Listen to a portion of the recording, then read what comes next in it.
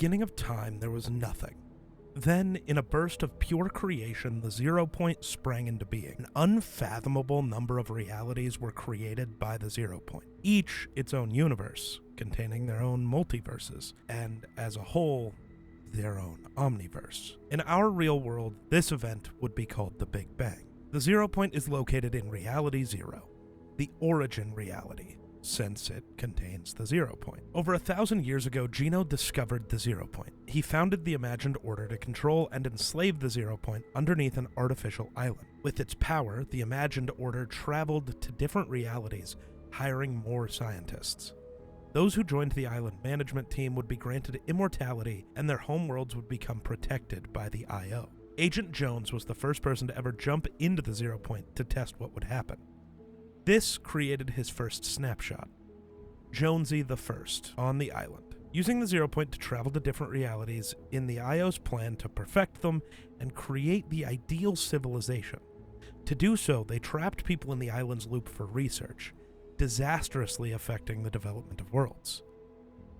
They utilize what they call the loop, a 22-minute time loop that can trap anyone who arrives on the island, erasing their memory and completely removing their ability to speak. The loop uses a storm to push combatants together over the 22-minute period, eventually closing entirely and eliminating anyone remaining inside of it. If someone remains as the last alive in the loop at the exact closing point of the storm, they will escape the loop and wake up in the same spot they left, with all of the loop's effects gone, but they would still be trapped on the island. The IO eventually experimented with the loop, kidnapping people from many different realities and forcing them onto the island.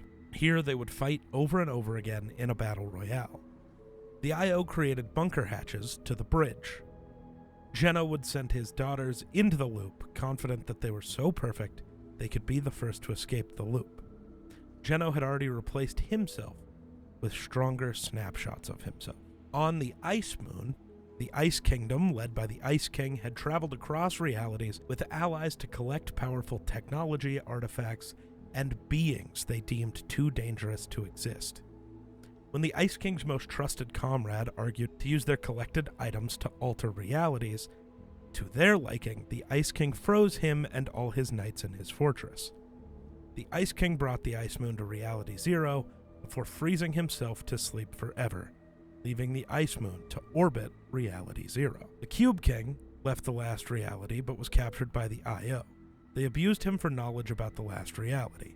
Because of this, the Cube Queen would become the ruler of the last reality. A group of 7 people would form together to create the 7 in the hopes of destroying the IO, thus freezing the 0 point. The Foundation is the leader of this group.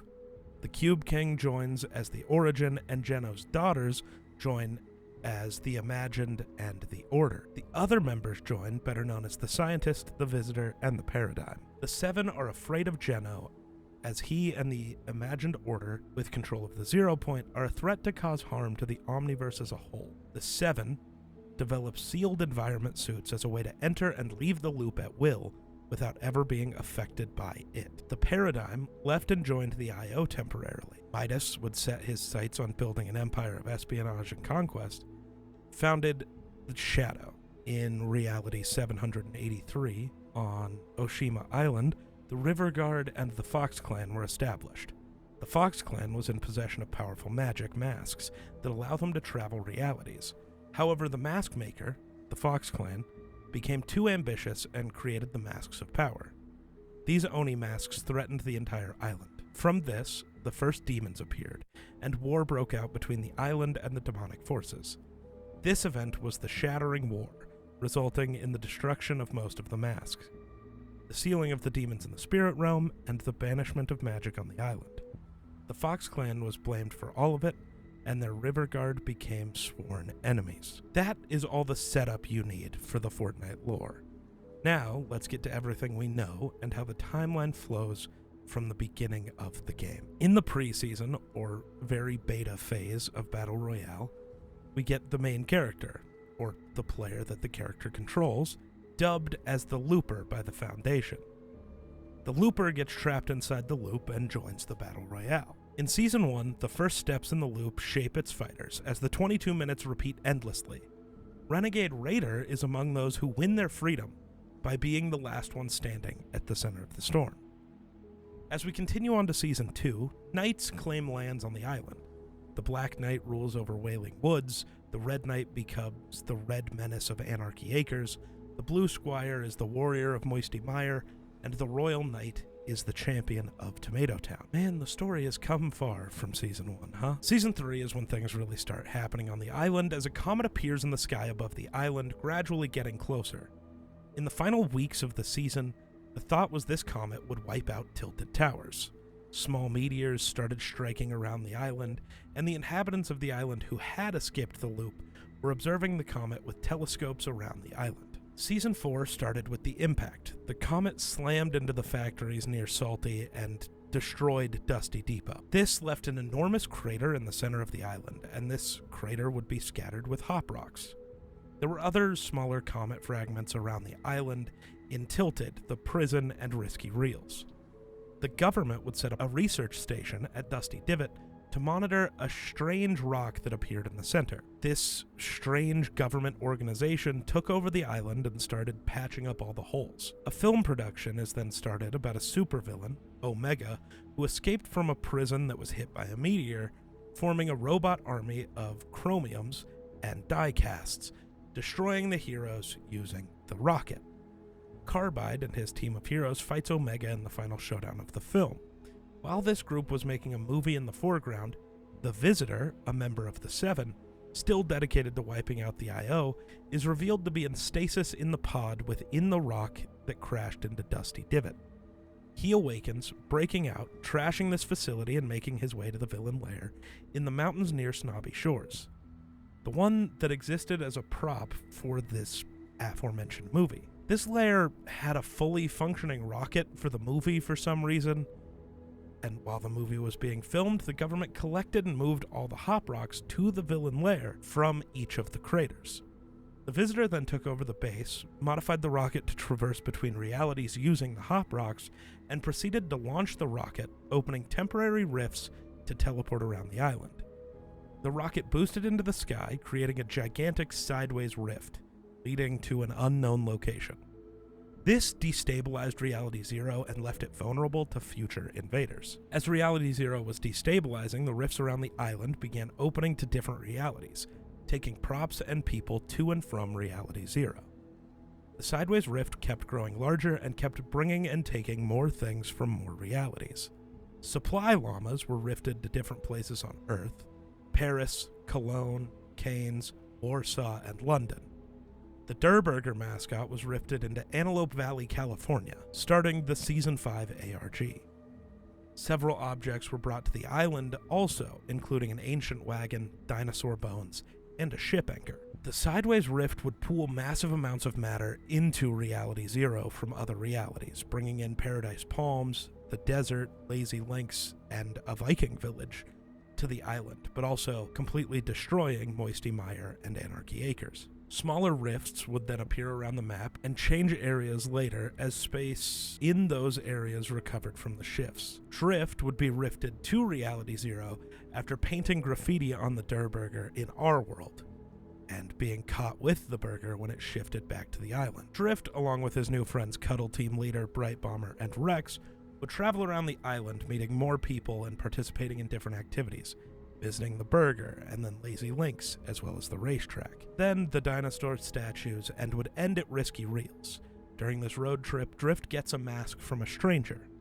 This fox mask turns him into a member of the Fox Clan, but also makes him a target for a mysterious group of people. Drift progressively changes over stages as the weeks would go on. As the rift was quickly closing, it turned purple suddenly, and within days, purple lightning began shooting out and hitting a hill near Paradise Palms. This hill had a large stone rock surrounded by a ring of cacti. Each strike would destroy one of the cacti until a final, much larger bolt destroyed the rock. A crack closure event occurred on August 24th of 2018, with a gigantic storm and a lightning bolt lashing out of the rift and striking the hill and rock for 10 seconds straight. When it was over, the crack in the sky was sealed and the cube had been formed. Though originally appearing to be stationary, it began to move around the map at a rate of 1 revolution every 1 hour and 43 minutes. During its journey around the map, the cube would print 7 ruins with anti-gravity domes surrounding them. After it finished its journey around the map, the cube would destroy one of the towers within Tilted before making its way to Loot Lake on September 19th. The cube would then dissolve into the lake, turning the lake into a purple, gelatinous state with properties similar to the cube itself, making it bouncy. At the beginning of Season 6, the cube, becoming fully energized, rises from the lake with the house at the center of the lake on top of it. This formed the floating island. When the island rose, it created a massive hole in the center of the lake that exposed a bridge leading to the 0 point. That created a vortex around the island. Just 2 days after the island began to rise, the cube would move. The floating island would move around the map to each one of the ruins it had created in the prior season. As it absorbed the energy from the ruins, the cube and the island would return to and descend back into the lake. Kevin then began to power the storm by channeling energy into the sky, forming a portal that continued to expand until it enveloped the entire island. On October 24th, 2018, the first day of Fortnitemares 2018, the cube would release a massive burst of energy, causing the floating island to explode, and in the aftermath, the storm would begin forming cube-like monoliths across the island that would spawn cube monsters. The loopers, led by Calamity, would relentlessly attack the cube, causing it to begin cracking. After sustaining heavy damage, the cube started leaking its dark nectar into the vortex, drip by drip until the final drip would fall. On November 4th of 2018, the cube began spinning rapidly before erupting into a blinding flash. Splitting itself apart following the flash, the loopers were transported to the in-between. Shortly afterwards, a rift formed and manifested as a butterfly that then approached the looper and landed gently on their finger. The butterfly opened a rift, returning the loopers to the island and restoring Leaky Lake. During this, AIM would be sent by Sergeant Winter, landing on Flush Factory and planting a flag. Then, he would observe the loopers in preparation for an invasion. An iceberg, a fragment of the ice moon, was rapidly approaching the island with Expedition and the Ice King on it. Sergeant Winter, with his army and the iceberg, which had broke off the ice moon, would arrive on the map in Season 7. Frosty Flights would be their headquarters, and they would bring X-Force Stormwings, better known as planes, to the island, and would set up bases around the island. A giant iceberg with a massive castle known as Polar Peak would arrive and then slam into the island with the Ice King lying dormant inside, frozen in the ice. As the ice would melt due to winter's end, the Ice King would wake up, but also reveal a mysterious figure trapped in the ice in the castle. The Ice King would get his hands on a fragment of the cube and use it to cover the island in snow. This snowstorm would lead to an invasion of ice monsters, thanks to the powers of both the cube and the Ice King. When the snow melted again, the prisoner, who was trapped in the castle, would be set free. He would slowly begin breaking his chains to reveal his true form, and with his final step being a ritual at Wailing Woods that would start earthquakes around the map, foreshadowing the volcano that was soon to arrive. The earthquakes would create fissures in the ground, with one of them destroying the news building inside Tilted Towers. Again. As Season 8 begins, the prisoner would create a volcano inside the jungle and hatches the eggs he stole from Polar Peak. These eggs would eventually grow up to be hybrids. They go after Master Key for unknown reasons.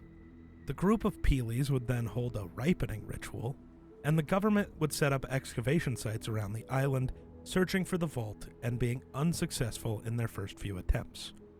A mysterious metal plate was discovered near Loot Lake, and all the excavators moved there, setting up a massive site that eventually revealed the vault inside the lake. 5 runes would appear around the map, with each needing a specific task for the loopers to do for them to move, and after all the runes were placed, the hatch for the vault would open, allowing loopers to go inside, where various items were stored inside crystal pillars. A desk with Singularity's helmet on it was inside the vault with a radio and some books.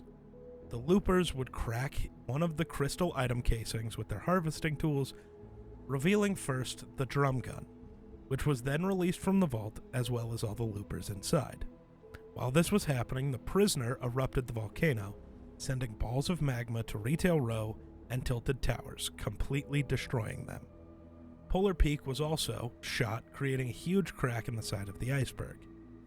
Ice King would freeze the prisoner underwater for all time before returning to the Ice Moon. Season 9 was set much later, starting with Jonesy and Peely hiding in a bunker inside Tilted during the eruption of the volcano, doing and enjoying many activities from the inside.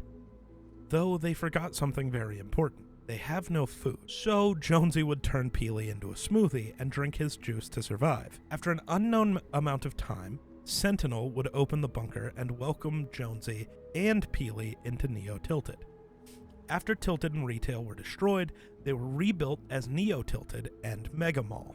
The vault had been overgrown and turned into an energy source for Neo Tilted, using the 0 point, with Loot Lake becoming a government base and the volcano turning into a pressure plant. In the hole inside Polar Peak that was caused by the volcano, the Eye of the Devourer, which would break out and start destroying the island, eventually escaping into the ocean with Polar Peak on its back, would be revealed. On the other side of the island, at the pressure plant, a giant elevator was being built, and after it was made, a giant mech suit was slowly being pieced together, with it eventually being finished, becoming Mecha Team Leader. Singularity would help build the mech while the Paradigm was allowed to pilot it, as a chance to battle the Devourer in case it posed a threat to the 0 point, which would inevitably happen as the Devourer would rise from the ocean, destroying buildings with its laser beam as it headed straight to Loot Lake. Mecha Team Leader would activate, flying directly towards the Devourer, and after a fight, the Devourer would rip off Mecha's arm and toss it into the ocean. It would then head towards the vault to reach the 0 point, but before it could, Mecha blows the Devourer away. Mecha would then take the 0 point out of the vault, cracking it to get power to use against the Devourer, and then pull out the Statue of Singularity from Neo Tilted, which would turn out to be a massive sword. The Devourer and Mecha Team Leader would lunge at each other, with Mecha stabbing the sword into the Devourer's head, killing it.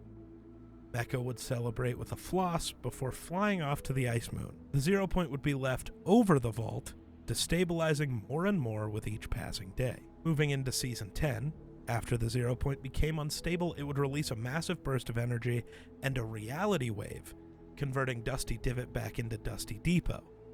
This explosion is frozen by the arrival of the scientists, and the meteor would be stuck just above Dusty at the start of the season. Though this time the pod was already open, meaning he was already on the island. The scientist would take over the gray warehouse in Dusty Depot and turn it into his workspace, where he would start building rift beacons used to create sideways rift locations and replace things with versions from an alternate universe.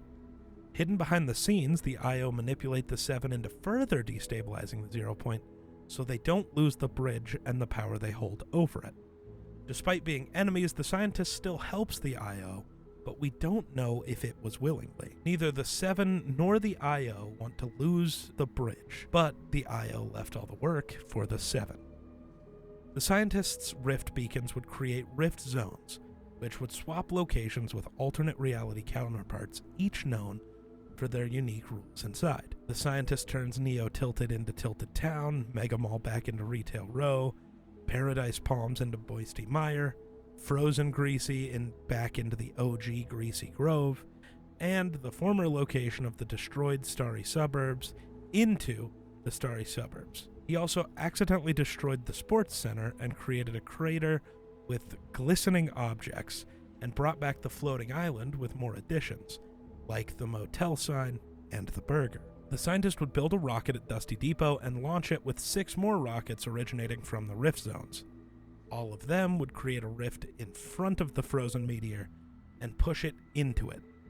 A rift would also appear over Loot Lake with a rocket emerging from it, with a meteor following behind it. The loopers are all launched into the sky after the initial rocket hits the 0 point bubble, and the meteor would hit the bubble, throwing players further away. In this struggle, it would eventually break through, crushing the 0 point and creating the black hole, which destroys the island and sucks all of the matter into it. The black hole would last for 36 hours, leaving the game entirely unplayable. And then the black hole would explode into the 0 point again, thus releasing Apollo, a brand new island created from the matter of the old island contained within the black hole. The IO would send in the Ego team to scout the area after they arrived on Apollo through the crash site. It would travel the entire island with the IO expecting similarly embedded agents as a threat against them. Some of the Apollo map contained full locations from Athena, the previous island, such as Retail Row and Salty Springs. The bridge remained intact, and the Seven would take control of Artemis, leaving the IO alone on Apollo. The reforming of the island would attract the attention of Galactus, in Reality 616, who would travel to and arrive in Reality Zero at a later point in time. Two interdimensional criminal espionage organizations would arrive on the island and begin working against each other, Ghost and Shadow. Shadow would begin engaging in various operations on the island before Ghost even knew what was happening. Alter team members, present on Apollo before Ego's interference, are involved in the trade and marketing of weapons at Dirty Docks and would establish links with companies Slurp Co. and Kevolution Energy. Chaos Agent would watch and mastermind everything from his secret lair on the goings-on between Alter, or Shadow, and Ego/Ghost. He's interested in the redacted bunker and experimented with sludges and would build himself an army. For some unspecified reason, Alter went on a hunt for Ripley in an operation led by Toxin and an army of sludges. Cameo would save Ripley in Frenzy Farm. In the meantime, the rest of the redacted team locate Scratch and 8-Ball, who would go after him. Toxin and Sludge follow Ego to the dam near Hydro 16, but they would escape on a motorboat. After the incident, Midas selects I-Land as the new grounds for the main base of Ghost, likely aware that the 0 point was underneath it. While that happened, Shadow would build 5 safe houses around the island. Midas would found the Agency at the beginning of Chapter 2. His organization would employ spies from both Ghost and Shadow. The organization has its headquarters on the I-Land. Conflicts between Ghost and Shadow would escalate and grow into an all-out spy war. Several spy bases were in operation across Apollo at this time: the Agency, the Grotto, the Shark, the Rig, and the Yacht. Besides the safe houses, however, there were no major compounds with public allegiance to Shadow. But with the Agency now built and tension fully risen between the two, the war would fully begin. With Meowscles controlling the Yacht for Ghost, there were 3 members of Midas's crew who had not yet chosen their allegiance and remained neutral at the beginning: Brutus, Tiantina, and Sky. However, over time, the balance of power between Ghost and Shadow would change tremendously. Brutus would be the first operative to choose Shadow, and that would turn the Grotto into their headquarters. Tiantina would also join Shadow, and was responsible for the ownership and destruction of the Rig, spilling oil into the ocean. And shockingly, Meowscles would betray Ghost for Shadow, causing Ghost to send in Contract Killer and Deadpool to reclaim the yacht for them. Meowscles, now a Shadow operative, was then sent to the box factory. Deadpool would be granted authority over the yacht with Meowscles gone. Sky would be the last member of Midas's crew to choose a side, sticking with Ghost and turning the Shark into a prison HQ for Ghost. Close to the end of the season, Renegade Shadow disguises as a Ghost spy and attempts to raid the Agency by eliminating Ghost henchmen and taking over the Agency for Shadow. Yet, this was an unfruitful venture. During this war, Midas was secretly working on a doomsday device with his daughter, Jules. The device was meant to break free from the storm. This device, located in his room directly under the Agency and right above the 0 point. After the device was activated, it would push back the storm in an attempt to destroy the loop. The looper gets sent to the bridge several times due to the use of the device, though they are quickly sent back after each time. The storm fights back against Midas's device, eventually being completely pushed back. Looper would get sent to the bridge again, where the panicking agents of the imagined order can be heard before being sent back. Upon returning, the storm had created a massive wall of water. Again being sent to the bridge one final time, the Looper would meet Agent Jones. When returning to the island, all the Loopers would arrive in the battle bus above the wall of water. Chapter 2, Season 3 would have the giant wall of water flooding the entire island. The headquarters of Shadow are now the Authority, a larger version of the agency reconstructed by Jules, and implementing a large anti-flood wall that surrounds the compound, because during the flood, Midas was attacked by a loot shark. Due to the flooding of the island, the grotto and the rig are no longer fit for use as bases for Shadow and are abandoned. All the former Shadow bases and safe houses outside of the Authority would also be abandoned. Brutus would also defect to Ghost, initiating bad blood between him and Jules. The box factory, under the Meowscles jurisdiction, was turned into Catty Corner under control from him and his son Kit. Shadow would continue the war against Ghost, who had built the Fortilla as their new headquarters. Ghost's operatives, such as Ocean, refused to give up the fight against Shadow and tried to make a comeback after they lost the agency, but the war is overall far less aggressive. During all of this, a spaceship would crash land near the island. Loopers would help its pilot repair the ship and send it back through a rift. Rewinding a bit, back to the Black Hole and the Marvel Universe, Reality 616 Thor and Galactus were on a mission to stop the Black Winter from consuming their reality, allowing Galactus to consume 5 special planets to gain the power to defeat it. After consuming the first planet, Thor and Galactus came across a sideways rift that would bring them to Reality Zero. Galactus could sense the 0 Point's energy inside, transforming Athena to Apollo to Artemis, and dove after it. Thor instructed him not to, but could not stop Galactus. He dove in before Galactus to warn the inhabitants, only to be met by a group of hostile loopers. Before he could succumb to the effects of the loop, he called out to Sif, the current guardian of the Bifrost, for help. And at the beginning of Season 4, Lady Sif would bring Tony Stark, Jennifer Walters, Mystique, Doctor Doom, Groot, Storm, and many others from Reality 616 to the island through the Bifrost to help them take down Galactus. She also brought Helicarrier 64, which was the base of operations, along with the SHIELD Quinjets. Tony Stark would make a makeshift base in a barn to build rift beacons. Doctor Doom would take over Pleasant Park, turning it into Doom's domain, and a group of Sentinels that were taken out by Wolverine would appear on 2 different mountains. During this, both the Authority and the Fortilla have been completely abandoned, and the war between Ghost and Shadow seems to have ended, with many members now working for themselves, waiting to return online again, but pursuing other goals. The last remaining Shadow henchman would spend much of the season parading about with a newfound friend, an equally lone Ghost henchman. They would become the Hench Bros. With his beacons placed, Iron Man would bring the entirety of Stark Industries to the island, along with some of the surrounding area of upstate New York, in order to have all the tools he needed to defeat Galactus. As Galactus would get closer to the island, he deployed his Gorgers in order to scout the island and prepare his meal before his arrival. During Fortnitemares 2020, Midas would return, seeking vengeance for his past failures. To accomplish this, he would perform a dark ritual to gain the power of the Shadow Realm. This involved him putting his chair in a circle of candles, and with his new power, the now Shadow Midas would attempt to take back control of the island during the Midas Revenge event. He appeared as a boss in the ruins of the Authority with his own shadowy drum gun. Shadow Midas would reawaken the falled Ghost henchman and hack the reboot system and the loop to get rid of reboot cards, making it so loopers, when eliminated, would return as shadows, thus creating his very own army. During all of this, Tony Stark's plan was to modify several battle buses with Stark tech, filling them with gamma bombs and using the loop to make 1 billion modified battle bus clones. Over the course of the season, Galactus would approach closer and closer, eventually being visible in the night sky, and after fading from view, Galactus would arrive on the island through Artemis and rise from the ocean into Apollo.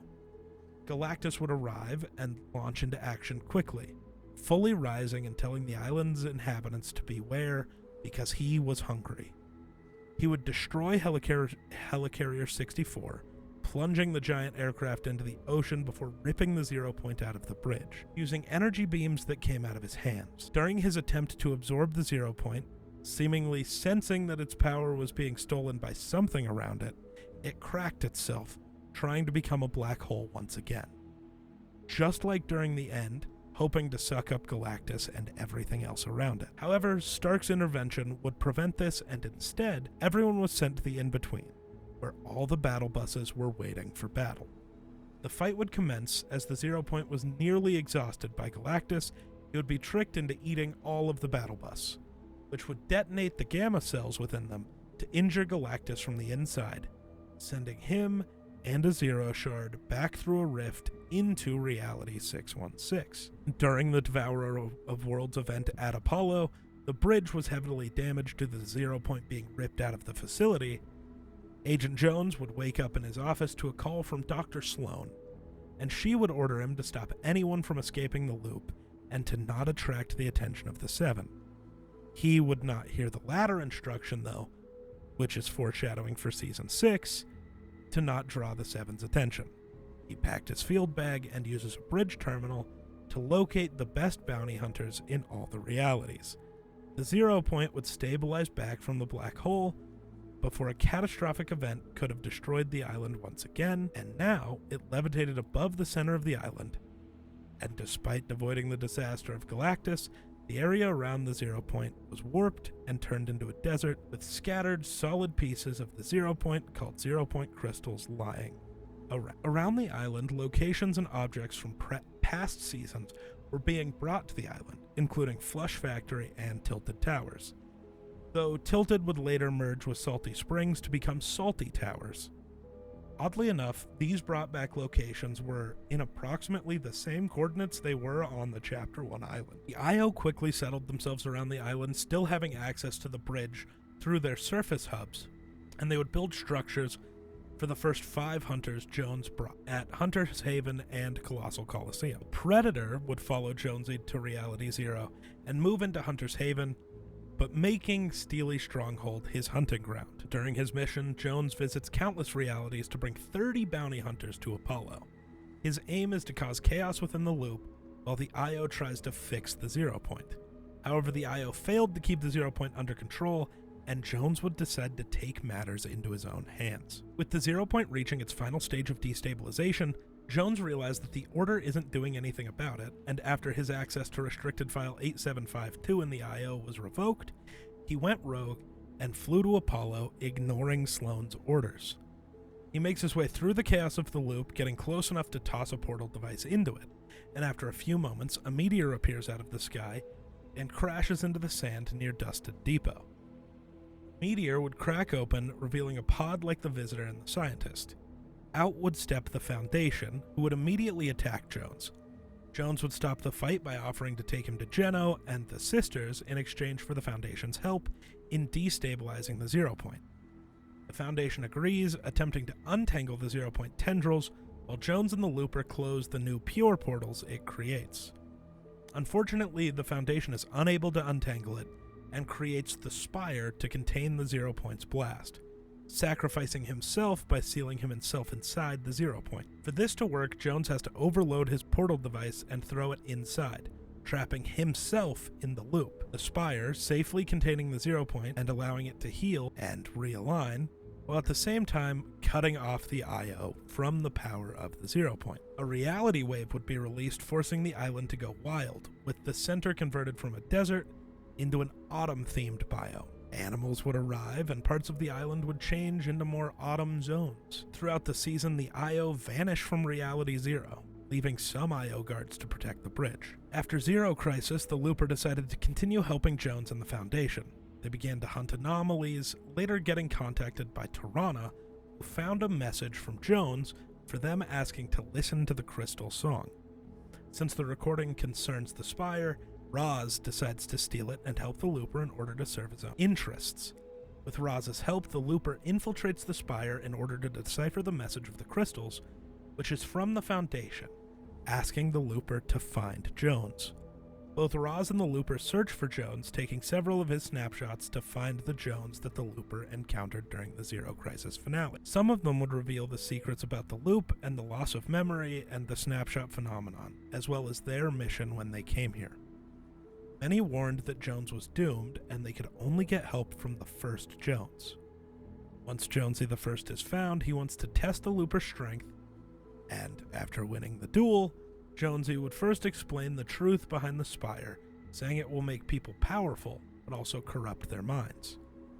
He continues to say to not let anyone powerful be corrupted by the Spire, or Jones wouldn't stand a chance, and to hurry to the Spire before it got more attention from something or someone that he never specified.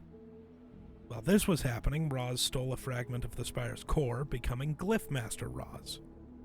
Rebirth Raven, Lara Croft, and Jonesy I warn that Roz's power is attracting unwanted attention, and they ask the Looper to stop him and take the artifact away from him. After defeating him, Jonesy warns us that this was not the end. Somewhere in reality NF1935, the IO would team with Lex Luthor to manipulate Batman into helping them regain control of the Zero Point after it had been sealed off by the Spire. They would open a sideways rift in Gotham and kick Batman into the loop. After countless loops of the Battle Royale, Batman would escape the loop and be able to explore the island, teaming with a crew of escaped loopers and breaking into the IO hatch. Inside the bridge, he finds the root of the Spire that contains the Zero Point. Eternal Voyager would jump into the uncalibrated Zero Point and be torn to shreds. Upon seeing this, Batman would understand it needs calibrated before entering. Shocker. Using everyone's individual dimensional energy, they would send everyone home one by one. But Deathstroke would sabotage Batman and Catwoman's escape attempt. This trapped them on the bridge, with only them and the equipment that's now destroyed. They didn't have the interdimensional energy to get home. This forced them to travel back into the loop using the portal device they stole from Deathstroke to find Harley Quinn so they could use her added energy to return. While that was happening, Dr. Sloan had a meeting with Luthor, revealing that Sloan struck a deal with him to have Batman enter and escape the loop in exchange for opening a sideways rift at the Daily Planet. Though this may not be the full extent of their deal. At some point, before the last reality's attack began, the Looper finally managed to escape the loop. They began investigating damaged telescopes at the request of Bunker Jonesy, who suspected that people didn't want the Islanders to watch the sky. Bunker Jonesy would again contact the Looper about his radio, starting to ask him questions, and that someone named Mari, who used an authorized channel for her radio broadcast in order to investigate signs of aliens. Several interveners, such as Turk from Ego and Dennis, also intervened. However, Mari attracted the attention of the IO, who ordered her to stop. However, after she refused, she was forcibly silenced by the IO during an altercation that was live broadcast on the radio. This worried Turk. Mari would later return, but announced she would be pausing all of this. At the same time, the Looper received a mission from a sponsor unknown, asking them to terminate all unauthorized broadcasts. During this mission, they found a strange TV with a logo the same as that of the corn circle at Colossal Crops, worrying the sponsor of the mission. The last reality would arrive with one of their motherships at the beginning of Chapter 2, Season 7, and destroy the Spire in an attempt to absorb the Zero Point. This would fail, unsurprisingly, as it had moved down into the bridge. They would deploy abductors and saucers in a full-scale invasion of Reality Zero. The IO finally fully revealed themselves to the Loopers to protect Apollo against the alien invasion. They set up satellite stations and camps all around the island to investigate all the alien actions and the mothership's movement. Sloan would recruit the Looper and send them on missions to find out more about the aliens. Rumors of a mole in the IO surface, and Sloan tasks the Looper with finding them. Many IO agents, like Rick Sanchez, Maven, Rook, and Marigold, instruct the Looper in their recruitment to the IO. Sloan's next task is to infiltrate Believer Beach and earn the leader's trust. Here we meet Joey, who can disrupt the mothership's communications by placing alien light communication devices on mountaintops. Attempting to gain info on the island and the last reality would create the Rift Tour, a concert featuring Ariana Grande. They would send a party UFO to the aftermath to begin the concert. The Looper would go through a memory tunnel as aliens scanned their brain before sending them to the concert area. After all the songs are played, the Loopers return to Apollo, unaware of the info that they had given to the aliens. Sloan wants to investigate Sunny and find out if she's the ringleader of the anti-human sentiment that is now running rampant on the island. The Looper goes to earn her trust by making contact with the aliens and to help her welcome them. Sloan wants Hayseed, one of the island's biggest preppers, on the IO's side, and to lure the aliens, the IO invents inflate-a-bulls, which, seeing the effectiveness of them, Sloan initiates Operation Fovine to handle the saucers and the abduction crisis. Rook then tasks the Looper to hunt down the traitor Riot. After searching the southeast corner of the island, they eliminate Riot and report to command. A major security breach happens within the IO, and Sloan wants to investigate. The Looper finds an access card for her and plants wiretaps to listen to off-the-record IO chatter, confirming the existence of a mole. The mole leaks secret info about the IO to the public. The Looper must then mind-wipe the civilians. The existence of an infiltrator alien variant is then found by Sloan, and the Looper goes to confront and eliminate them. To learn more about the aliens, Sloan and the Looper start monitoring their behavior around the island. They notice a rise in abductions and the aliens having a major interest in Slurpy Swamp. The Looper clears that area so the IO may investigate. Desperate for an insider asset, Sloan wants to squeeze intel from Joey, or possibly recruit them. The Looper bribes Joey with cat food and human gifts, and she agrees to try and discourage the aliens from annihilating the island. The IO then plans a counterattack, but it's been compromised. Sloan and the Looper create a backup plan. They collect alien devices to activate the countermeasure device at Corny Complex and create hundreds of bombs. Marigold helps the Looper bait the aliens into abducting the bombs and pressures them into making a big move. Marigold then leaks the location of their secret base to tempt the mole into sharing it with the aliens. But she shares it too with the locals by herself for insurance. The countermeasure devices are prepared to strike the mothership, but the area it would crash in is populated. The Looper warns everyone and tells them to leave. The mole activates the device early, but their plan is foiled by the Looper. Maven is then revealed to be the mole. The Looper is then tasked with eliminating her. Just after the assault at the Spire, Foundation wakes up in reality NF-1935 in the Gotham City harbor. He is greeted by Batman and tries to move past him, but is stopped by his grappling hook. They fight for a moment as Batman thought the Foundation was an IO member, but stopped when the Foundation is surprised that Batman has knowledge of the Zero Point. This allows Batman to realize that he is not part of the organization that trapped him in the loop.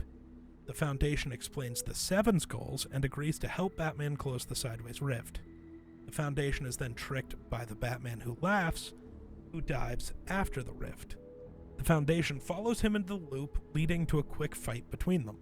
During the fight, the Batman who laughs damages the Foundation's visor, making him susceptible to the loop's effects. The Foundation kills the Batman who laughs, but panics because he won't be able to repair his visor before the loop resets. The storm closes around him, but vanishes in an instant because he had escaped the loop once more by being the last organic sentient entity in the center of the storm as it closed. Batman who laughs is brought back by the loop, now trapped in it.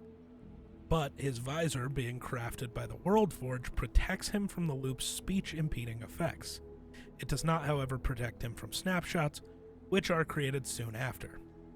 On the last day of the Corny Complex's abduction, Sloan preps a group of loopers to infiltrate the mothership and activate the bombs attached to the chunks of land being abducted. The mothership would start the abduction, and all the loopers were placed in experiment holding cells. Sloan would hack an alien jetpack to gain remote access into the mothership's systems and open the cells. From there, the loopers go through a number of rooms and tunnels until they're spotted and cornered in the abduction chamber window during the first attempt to arm the bombs. Some sort of countermeasure is activated, and the activation fails. Windows close, and a corruption cube rises from the floor, zapping loopers to eliminate them. Sloan weaponizes the jetpacks and deactivates the cube with the few remaining loopers. When the windows reopen, Sloan attempts to activate the bombs a second time, and this time it works, and Sloan reveals she can't bring the loopers back to the island, since she can't risk the cube returning as well. The loopers reboot the cube by placing all their hands on it together at the same time. The The cube activates an elevator, and the loopers are then taken to a massive chamber full of cubes and abductors, with the golden cube being present at the very back of the room. The mothership blows up, sending loopers and everyone inside the mothership flying down to Apollo. Multiple abductors crash down to the island, as well as a group of corruption cubes and the rebooted cube. The looper would get hit by an abductor and pass out. After the cubes land on the island, they corrupted the landscape around them, except for the golden cube that landed near Holly Hedges. Sloan and a group of IO guards form a convoy near destroyed Dish and collect remaining alien technology. The golden cube would then awaken and begin rolling around the island, visiting each corrupted cube zone and activating them one by one.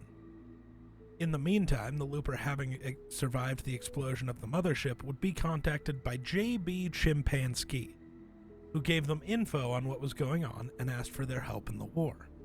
Although still an IO agent, the looper is clearly no longer loyal to the organization, since they eliminated IO guards and revealed information about the IO outposts and IO convoy to Charlotte. All of the cubes, once activated, birthed new cubes, with the help of their only ally, the Storm. However, Kevin and his counterparts from an alternate timeline would break out of Steamy Stacks and join their siblings in the invasion. Kevin would begin to move towards the aftermath alongside them, leaving a trail of corrupted land in their wake.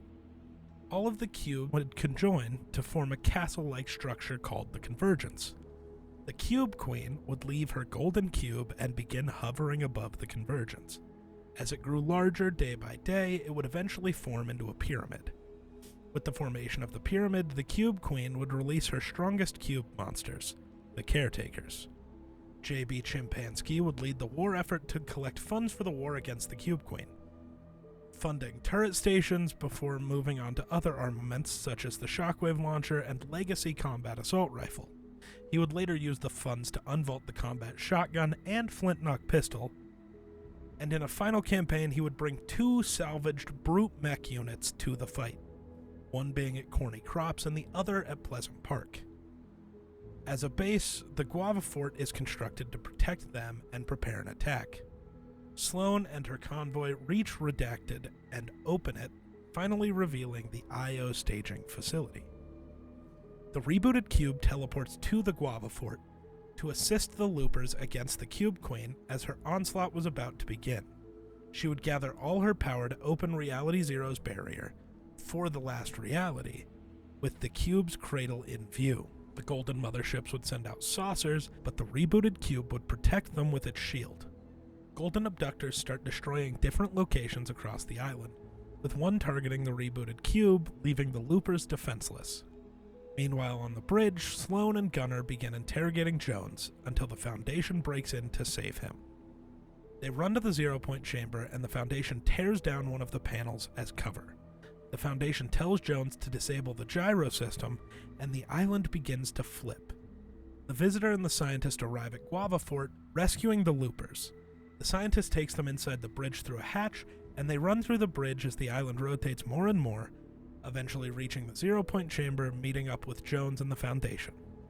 A Caretaker would slam down on the glass ceiling, cracking it, and the Caretaker doing this 2 more times to break the glass and flood the rooms. The looper would float up into the ocean and witness Apollo flipping over to become Artemis. Cube Queen would come in contact with water and be defeated before rifting away. The portal would close, stopping the last reality's invasion, and the final full flip would cause a massive tidal wave that would knock out the looper as they would drift to Artemis. Beginning of Chapter 3, the looper wakes up at Looper Landing, finding the Foundation and a few other loopers gathered around a campfire, singing a campfire song. Wait, no, that's not it. The Foundation, though, would explain that the IO was exploiting the 0 Point, and they will never be safe from their threats, such as the last reality, and the whole Omniverse would be in danger as long as the IO remained in control. He then asks the loopers for help, explaining that if they succeed, they can all go home. The IO would quickly start drilling into Artemis and reach the surface through 5 mole teams. They would take a cavern inside a mountain and convert it into Covert Cavern, a stronghold for the IO. Big Drill would begin drilling in the direction of Sanctuary, the home of the 7, leaving sinkholes in its wake. Io patrol cars would also drive around the island, attracting anyone they see. The Looper is able to secretly listen to the 7 secure broadcast channel, learning that the scientist is attempting to get the help of the Paradigm by having her return to the island. When the scientist learns that the Looper is listening in, he welcomes it, warning them that a war is coming and to be ready when it does. The 7 then launch many rockets for recon missions, with some being sabotaged by the IO. The scientist would employ the Looper to stop these sabotages. The IO would finally unleash and attack the 7 and Artemis as a giant drill emerges from the ground, proving to be the cause of the earthquakes that have been plaguing the island. Titan tanks and airships are deployed against the Loopers and the 7, who clash with the invaders. The IO proceed to disable all building features and overrun the defenders, who are saved by Doctor Strange, who opens a portal, for Iron Man, the Visitor, the Scientist, and Black Widow, as well as 2 never-before-seen members of the 7, called the Origin and the Imagined, with the latter being one of the sisters. The Imagined tasks the Looper with bringing back building by destroying the IO's build jammers. The Origin, Jones, and the Imagine task us with making a counterattack against the IO to gain advantage in the war. The 7's resistance fight back against the IO to reclaim the Daily Bugle, Condo Canyon, Coney Crossroads, Rocky Reels, and Tilted Towers from the IO's control. The IO would send airships, Huntmaster Saber, and other hunters to fight back, but their effort is too little too late. All IO outposts are destroyed, and the IO forces a retreat back to the center of the island. Agent Jones receives intel that the IO is producing a doomsday device. The IO's movements were spotted near Dispatch Depot weeks later, and the Paradigm would detect golden energy fluctuations in multiple spots around Loot Lake. Soon the IO built the Collider, a device capable of detonating the Zero Point and destroying the loop as well as everything in it.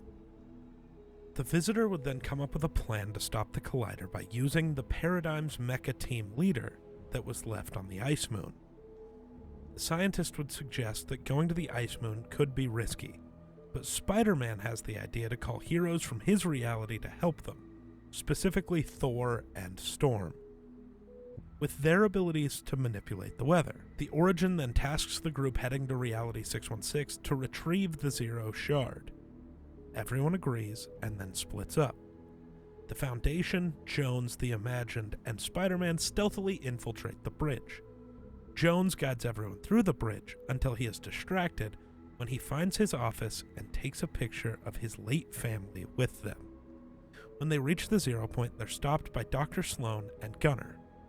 Jones then opens a Zero Point portal to Reality 616, and he, Spider-Man, and the Imagine enter. On Sloan's command, Gunner strikes the Foundation through the ceiling. With her enemies out of the picture, Sloan ignores the others with the little time they have left.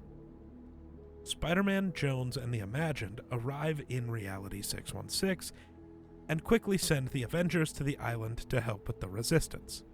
They head to fetch Wolverine to help track the Zero Shard.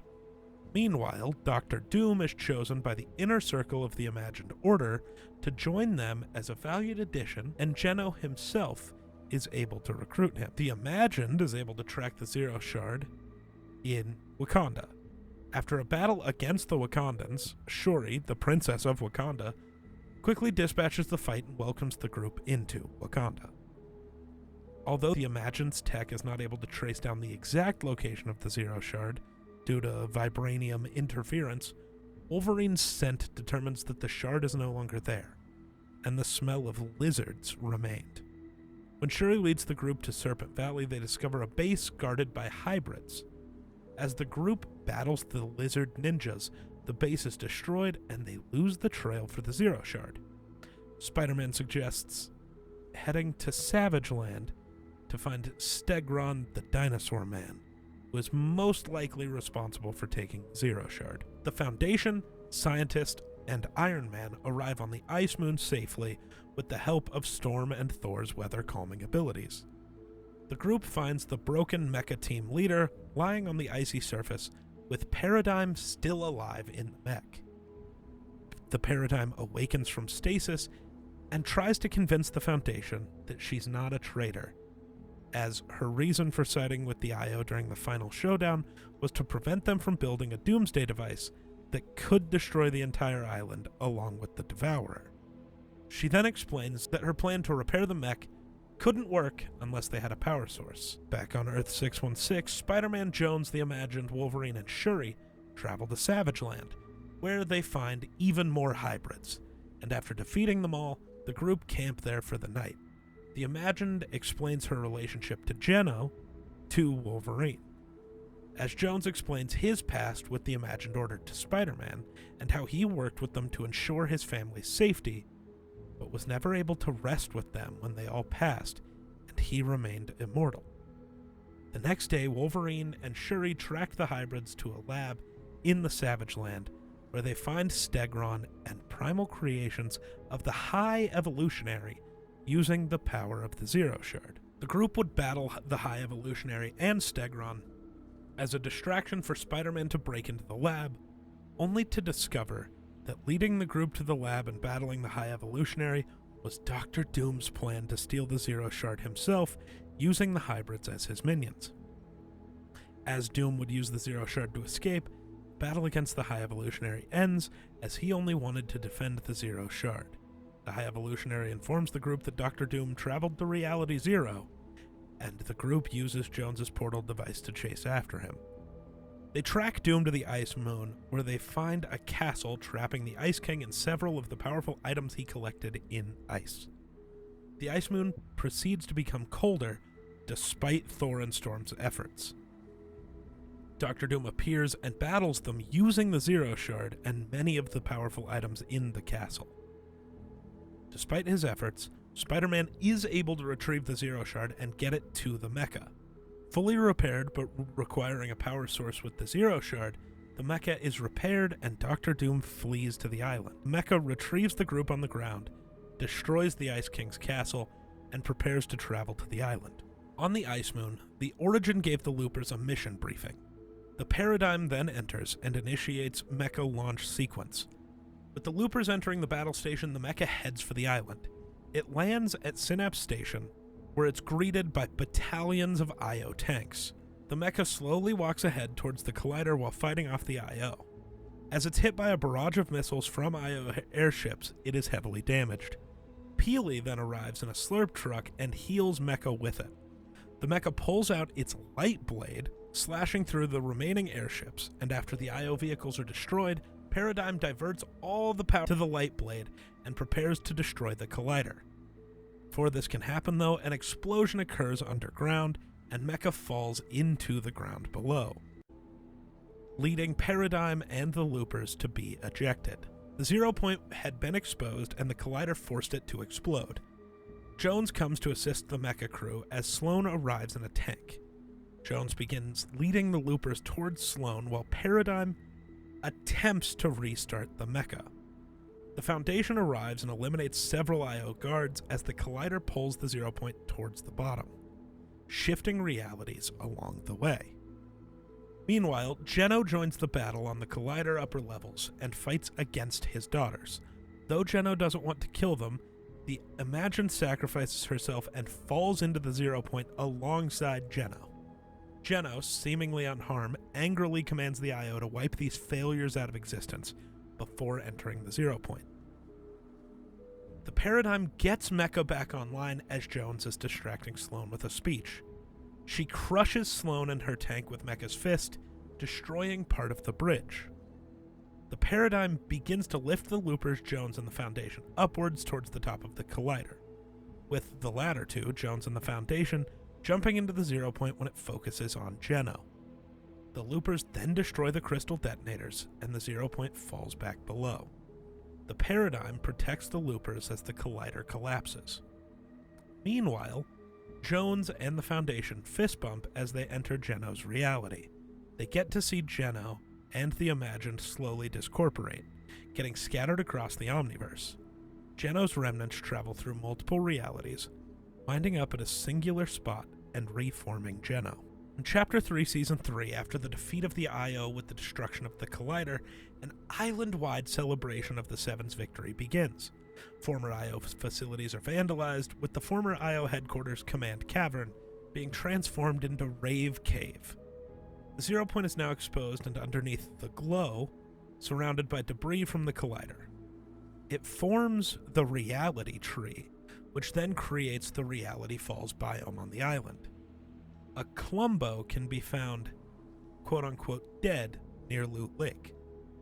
But Haven reports Clumbo footprints, indicating that the species is still alive. The reality tree grows its roots towards Logjam Lumberyard, creating a small tree from its roots, which later grew into a reality bloom. This then turned Logjam Lumberyard into Logjam Lotus, a location that changes its theme with each loop. Roots would then grow toward Butter Barn and Tumbledown Temple. It also changed other locations, such as Sleepy Shrubs, Condo Canyon, and it even brought back Lazy Lagoon to replace the Daily Bugle. The 0 point would then start bringing a lot of powerful artifacts from many realities as an attempt to warn everyone on the island of some upcoming danger. The Paradigm would then receive reports that some loopers on the island and some members of the Seven randomly were disappearing. Chapter 3, Season 4, the remaining members of the Seven attempted to investigate as all of this was happening. Strange chrome substances began spreading across the island, consuming the Origin and the Scientist. The Paradigm would escape to Reality 659, and the Herald of the Last Reality would arrive after watching over Reality Zero during Chapter 3, Season 3, and is responsible for the cause of the chrome to spread. She sets up her Herald Sanctum at the former sanctuary. To find a solution to all of this, Agent Jones contacts the Looper and briefly sums up the situation. He asks the Looper to reactivate Amy, and then sends the Looper to the reality tree. The Looper picks up a message through the roots and records it, and as Amy decodes it, it reveals a message from Paradigm, who warns about the Nothing. The Looper and Amy decide to finish the scientist's research on the chrome, but nothing useful comes of it. Jones then asks the Looper to find the chrome battle plans that the Origin would have hidden, and after finding them, they decide to attack the Herald, but defeating her was useless. After receiving yet another transmission from Paradigm, Jones, Amy, and the Looper go dark. Meanwhile, Bites was chosen by Nothing itself to be a warrior for the last reality. Not only has Reality Zero been attacked, but it's not the only one. Sunbird, an astronomer for the ages, noticed that the stars, the distant realities of the Omniverse, were extinguishing, one after the other. As the chrome would spread throughout Artemis, No Sweat Insurance would try to save buildings from being affected by the chrome. Many buildings were lifted by No Sweat Insurance to become cloudy condos. Their headquarters at Tilted was also lifted, and as chrome would spread and affect Coney Crossroads and Sleepy Sound, No Sweat Insurance saved the restaurants from those locations by lifting them off the ground. An IO airship over Rave Cave was then taken by the Loopers and became the Flare Ship. It was used to rescue residents of the island from the chrome spread as the airship would fly around and stop at major locations. A while later, Jones once again would contact the Looper and ask them to place signal boosters to receive the new transmission from Paradigm, who would tell them that this reality will perish, but she has a plan. She then tells them about 0 Point because she needs notes from the scientist. After the notes were found, Paradigm contacted the Looper to ask them to have Jones tell everything he knew about the Loop Breaker project. After all this is done, Jones, Amy, and the Looper would search for a way to send all of this collected information to the Paradigm, and they would do so with the help of Bushranger, where Paradigm would then tell them to stand by for the fateful moment. The Chapter 3 finale, Fracture, started with a group of Loopers on the island building a stronghold on top of the reality tree, as a final defense against the power of the Herald. Several chrome vortexes would appear, spreading chrome across the entire island. A final chrome vortex formed near the reality tree along with the Herald, and despite the efforts of the Loopers to destroy the Herald, she would form a massive body of chrome and fuse with the reality tree, sacrificing herself, but leading to the near-complete destruction of both Apollo and Artemis, excluding the 0 point. The Looper would find themselves in space, surrounded by several chunks of land remaining after the fracture of the island. The 0 point would manage to tether onto pieces of land, as well as the Looper, and pull them all in, to begin the reconstruction of a brand new island. The Loopers would begin exploring the lands and completing tasks to collect Zero fragments to restore enough power to the 0 point to pull in all the pieces of the island and initiate Zero fusion. The 0 point begins to take pieces of land and characters from different realities, including Reality 659, where the paradigm was, and with enough land, they would all fuse together and create the new island. This leads us to Chapter 4. Out of the pieces of the land that were pulled in to fuse the new island, one of the locations was the Citadel, a medieval castle from another reality ruled by Oathbound. The Looper, taking orders from Amy, would discover more about the island as well as Oathbound. This kingdom's source of power was a refined material mined from a quarry called the Shattered Slabs, and it was kinetic ore. When refined, the material would become an extremely powerful energy source used in fuel, weapons, and items of the Oathbound. A material like this had never been seen on the island before, and several characters and locations on the island had formed an alliance, swearing an oath that bounds them to the kingdom, becoming the earliest version of the nearly perfected imagined order. The kingdom is ruled by the Ageless, a young snapshot of Geno. Rift Warden Stellan had been tasked by the Ageless champion to create a Rift Gate, a bridge to travel all realities. He would ask the Looper for help and explain that the Rift Gate is Ageless champ's dearest wish, but also that he has his own reason to build it. With the Looper's help, he reveals something that he had told no one: the existence of a being, or the Shapeless Man, always imagined a world of perfect order, and explains that it's necessary to finish the Rift Gate, or else there will be terrible consequences. Amy's test subjects sent through the test rifts encountered the Nothing, sculpting the scientist and the others into something new. Test subjects would return to Amy corrupted with brand new forms. Operation Rescue the Scientist would begin, and Amy is planning to use Stellan's Rift Gate to get to the scientist.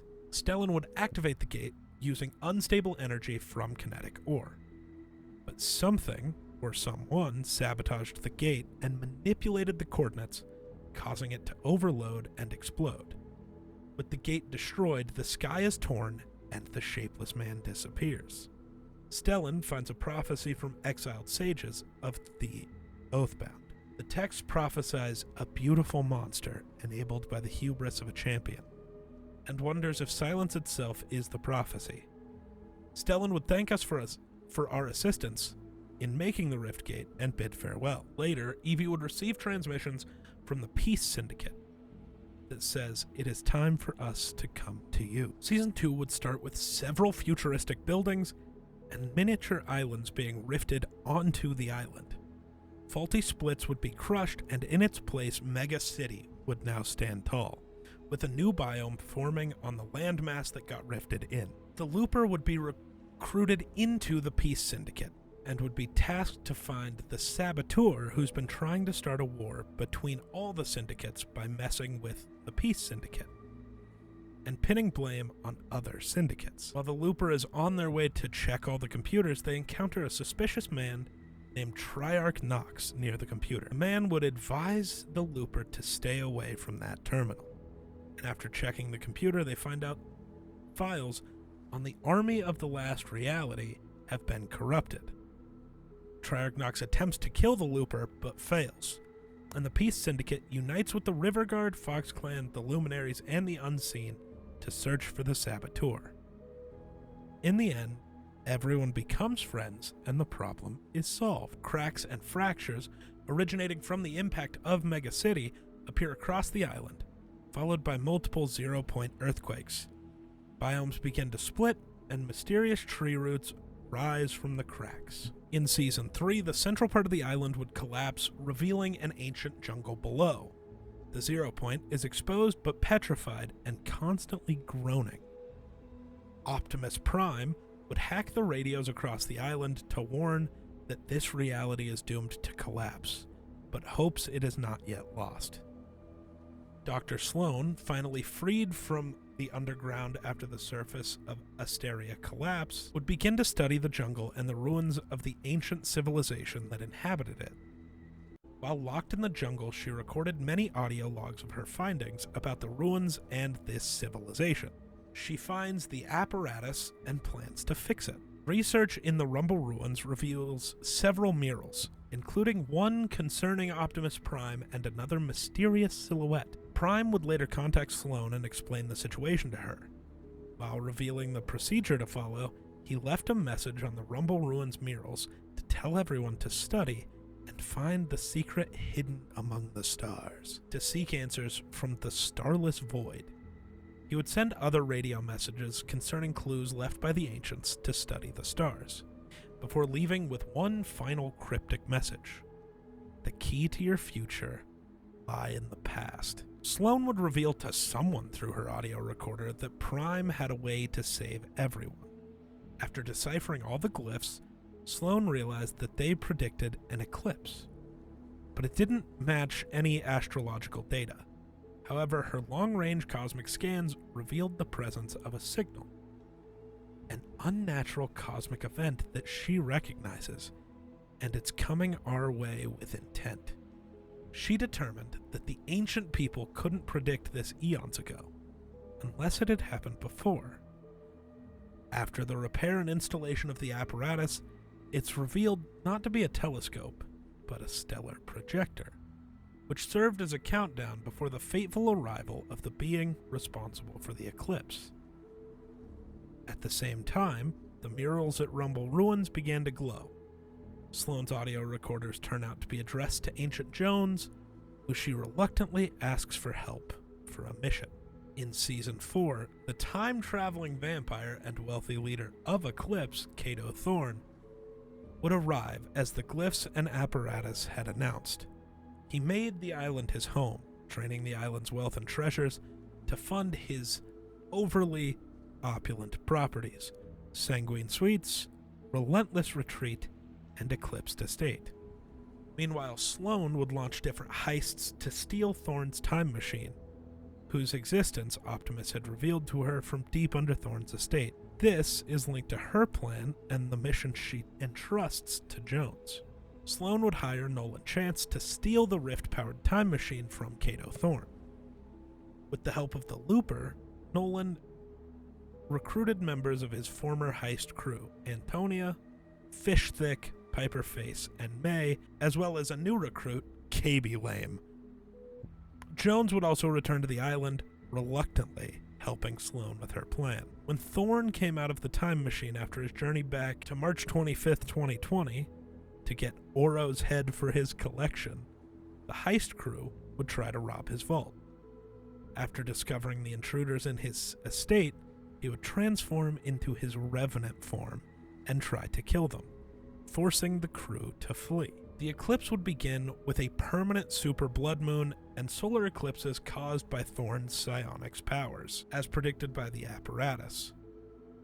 Around this time, Shimmerdusk would arrive on the island to continue her hunt for Cato Thorne. With the heist crew failing to steal the time machine, Thorne remained in his revenant form to protect himself, as the vault's doors were no longer functional. He would establish his next target, July 12th, 2018, the period of Season 5, when the original Athena Island would undergo the worlds collide.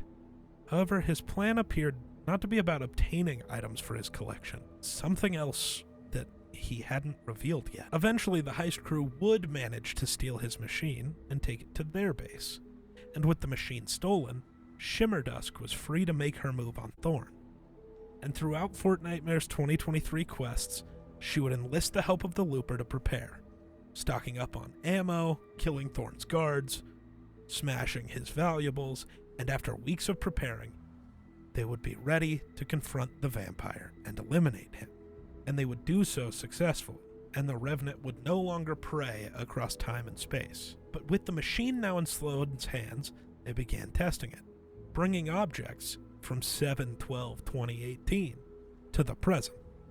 And once it was fully tested and ready for use, Sloan would send Jones into the past for a mission. And since the 0 point of the present was unusable because it was petrified, Optimus had guided Sloan to send someone in the past to use the black hole, which had created Apollo and Artemis, and modify it for this to generate a new Big Bang to create new realities, but without changing the future.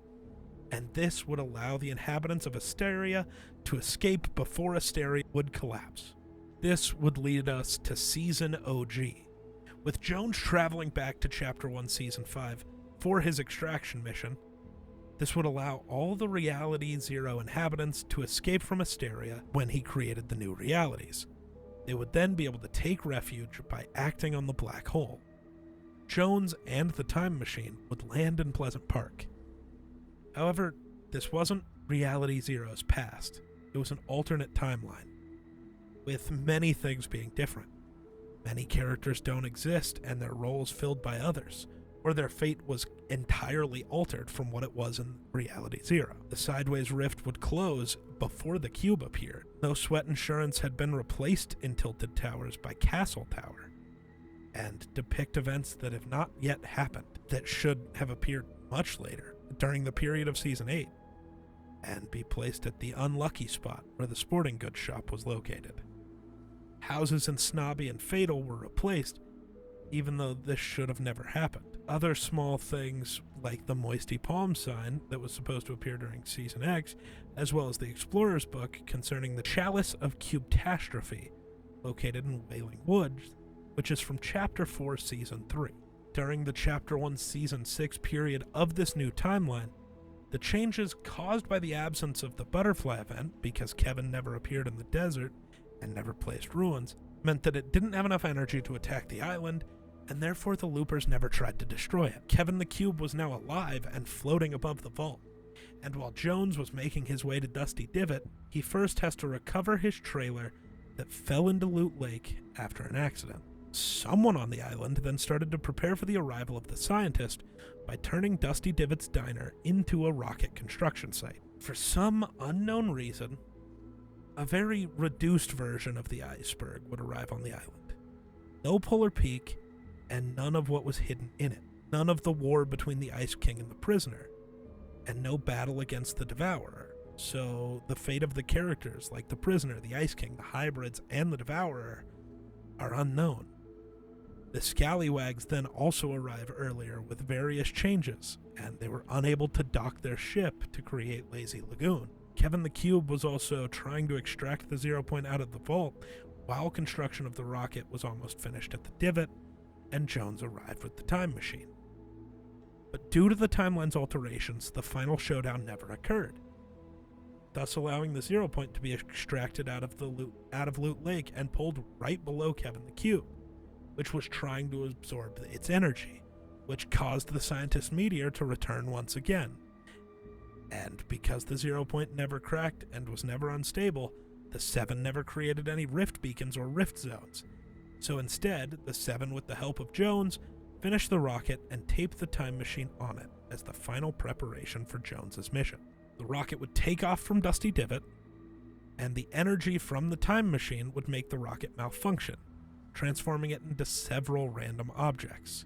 Luckily, the rocket is able to focus its course to the frozen meteor, continuing the plan as it did during the end event. This time, with the Time Machine, 6 more rockets appear from the future to assist in creating a large rift below the meteor.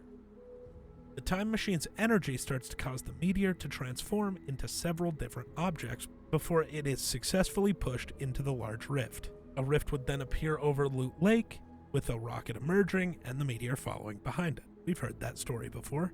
All the loopers then get launched into the sky after the rocket hits the 0 point and destabilizes it, and the meteor, guided by the 6 other rockets, would hit the bubble which would form around the destabilized 0 point and struggle to break through, eventually crashing into the 0 point, throwing players further away.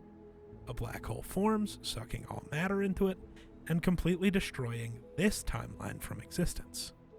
As a Big Bang occurs, creating new galaxies, each holding new realities, and existence starting to form, the Looper gets to witness the birth of this new multiverse.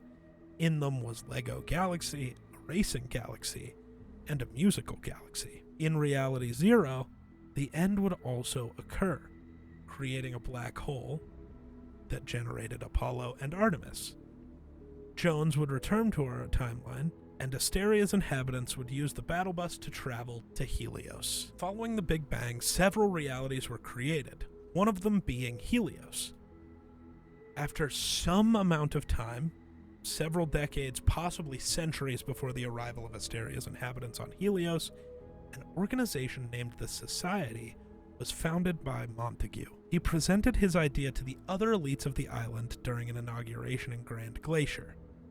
This led elites such as Nisha's and Valeria's families to join the Society. Decades later, after being born, Hope, Nisha, Valeria, and Cavil were raised in the Society. Nisha and Valeria took the place of their parents as heads of their respective families and rose to the highest rank, joining Montague at the top of the Society. Oscar would be offered a place after having climbed the ranks when he was an outsider. Peter Griffin, becoming quite strong thanks to Meowscles' expired slurp juice, would become rich and join the Society, becoming one of the bosses under unknown circumstances. The Society would take control of the island, hiring goons and people like Killian and Clara to become their operators. Almost all the other elites, except Silas Hesk, would join. Silas would decide to stand against them despite multiple invitations to join the organization from Montague himself. Hope would realize how terrible they were, and driven by her sense of justice, rejected the ideals of the Society and left the organization, founding the Underground, a rebel organization dedicated to fighting the Society that Jones would later join. Seeking more power, Valeria would dig into her grandfather's old books on the Pantheon, where she would read about the powers of Pandora's box. She would share these findings with the other leaders, leading them to search for Pandora's box. Believing Jones had all the answers, the bosses would kidnap Peely. As Chapter 5 Season 1 would start, Jones, obviously, would look for his missing friend, on a mission of revenge against the Society. With the help of Hope and the Underground, this would start an all-out war against the Society. Hope would lead the Underground in their continued battle against the Society, led by Hope's own sister, Valeria. As time would pass, the Society would slowly falter and fight amongst themselves, and with the help of the Looper, Jones would rescue Peely from the grasp of the Society, ending his quest for vengeance. Valeria, though, would continue her research about the box-shaped relic, seeking its power. The Society's power would continue to dwindle, and a strange traveler would arrive on the island called Odyssey, and this weird mosaic bearing a warning would be discovered. After hearing about the Looper and seeing part of their destiny, she would recruit them to help her in her research about the mosaic that she believes heralds something, and that it's linked to the ancient power that she feels on the island. The Looper would find more fragments of the mosaic, and Odyssey would reveal that the Society medallions that the leaders of the Society possessed contained a fragment of this power, and that this power was growing stronger. On March 2nd, 2024, a series of earthquakes near Valeria's camp would lead to a giant hand emerging from the ground, holding a chained Pandora's box. And on March 3rd, during the Pandora's box opening event, the box would break free from those chains and unleash a giant beam of light, and letting countless souls out of Pandora's box. With Pandora's box opened, Season 2 would start. The Pantheon would arrive on the island, with Zeus declaring that all mortals shall die by his wrath. The gods wanted to punish the Society for opening the box, and with all the bosses barely alive, Montague and Valeria would escape the island, while Oscar and Nisha would keep a low profile. Some gods, such as Aphrodite and Poseidon, as well as immortals such as Medusa, immediately disagreed with Zeus's viewpoint on mortals and wanted them to thrive. All three of which would notice Hope's potential and are interested by her. The Looper would meet the Oracle, who would envision their fate and tell them they must prove the worth of humanity to Zeus and all the guardians of Olympus before the skies turn black. The Oracle would test the Looper to see if they could be the hero of mortals. After passing the tests of strength, agility, and wisdom from the Oracle, the Looper was recognized as the hero of the mortals, and their mission was to unite immortals against Zeus. They were sent to provoke Hades to challenge him. After passing all of Hades' tests, which consisted of defeating Cerberus to prove they could be able to defeat Zeus, the Looper was challenged by Ares and declared war on the gods by defeating Ares and stealing his medallion. Marigold suspected that Midas was somewhere in the underworld and gathered many of Midas's old crew back together and went to Helios. Shadow, which has been under the leadership of Brutus since Midas's disappearance, takes over the Marigold yacht and sets up shadow briefings around the island. Marigold would recruit the Looper to investigate the underworld, but they end up learning that the Golden King escaped by managing to have an underworld guard unshackle one of his chains and then use his golden touch to soften the cuffs and the lock to his cell door. Midas then enchanted lava with his golden touch to bring vengeance to the gods. He would reunite with his former associates and his daughter, while the Looper and Marigold were studying the power of the chains of Hades. After meeting the Looper, Midas wanted to check the loyalty of his former number 2 Brutus. He asked the Looper to check his loyalty by recruiting mercenaries and then checking to see if he was listening to Midas with bugs. The Looper found bugs and reported it to Midas, who demanded to confront Brutus. Fortunately for Midas, these bugs were only those of Hope, dating from when the Marigold belonged to the Society, and Midas was reassured to see his old friend had not betrayed him. Marigold asked the Looper to work with Jules to figure out how the Chains of Hades works, to find a way to contain Midas's golden touch. Together, they would harvest and transform the essence of the sticks, and Jules would infuse them into gauntlets that she forged, allowing Midas to control his golden touch. Once he received the gauntlets, Midas revealed his story in the form of myths to the Looper, and with his crew they began to plan to escape in a new location far from Helios. To this end, members of the crew Meowscles, Sky, Tiantina, Brutus, and Marigold gave missions to the Looper to act as bait so that Midas and the others could go ahead into Spawn Island safely away from Hades, while Brutus stays behind to prepare the Marigold yacht, to pick them up and traverse on it to go on their new fruitful adventures as reunited friends. This would work, and the crew would leave the island. After being informed of all of the situations by Hades and Ares, Zeus was enraged and sent edicts to the gods, while also recruiting followers. Aphrodite would join the Looper's side, and although she thinks the fight is lost, she regains her fighting spirits thanks to the help of Poseidon. After finding and deciphering some of Zeus's edicts, the Looper and the Oracle discover that Zeus plans to destroy the Looper, and with another that he plans to recruit Artemis. However, the Looper manages to gain an audience with her and recruit her before Zeus can. Zeus would then order Cerberus to dig up information on the Looper's actions. However, Cerberus would contact the Looper and tell them he won't tell anything if they help him with something. Hades entrusted an artifact, a ball, to Cerberus, and it was lost. The Looper would help Cerberus find the ball, and Hades would contact the Looper to reveal to them he took the ball for safekeeping during Zeus's tempest.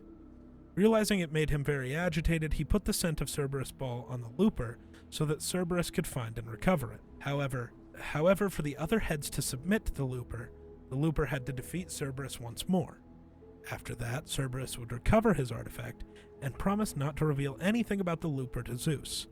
The Oracle would then contact the Looper, telling them to show Zeus's edict to Medusa, so that she would join them. Hope would restore her own fighting spirit and reform the underground to assist the Looper in stopping Zeus.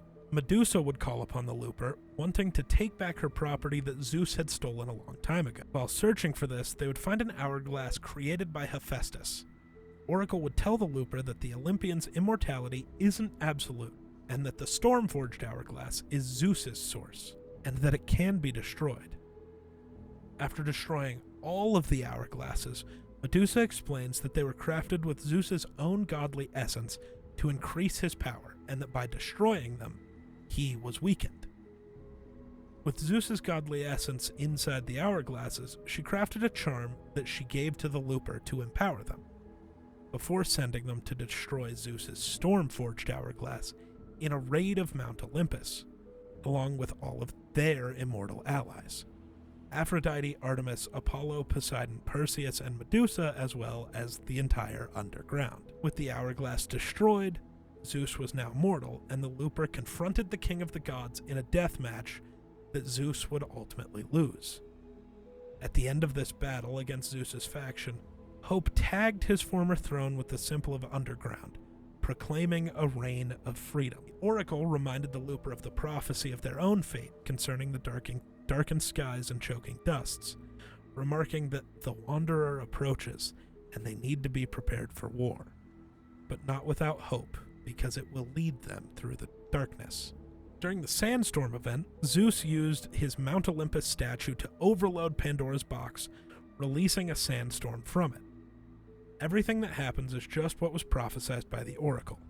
The sandstorm contains a shark-themed boat housing enemies attracted by the power of Pandora's box that is slowly approaching the island. As Season 3 would start, the Wasteland warriors would arrive on the island with the sandstorm, claiming ownership of the Wasteland biome and all of the nitro. Hope would discover that Megalodon plans to destroy the island, but can't launch his raid until his Leviathan ship is refueled with enough nitro. He asks the Machinist, the Wasteland warrior's engineer, to extract nitro to be able to power the Leviathan. During this, Megalodon and his crew cause chaos and destruction over the island, leaving Hope, Jones, the Looper, and all of their allies to try to stop him before it's too late.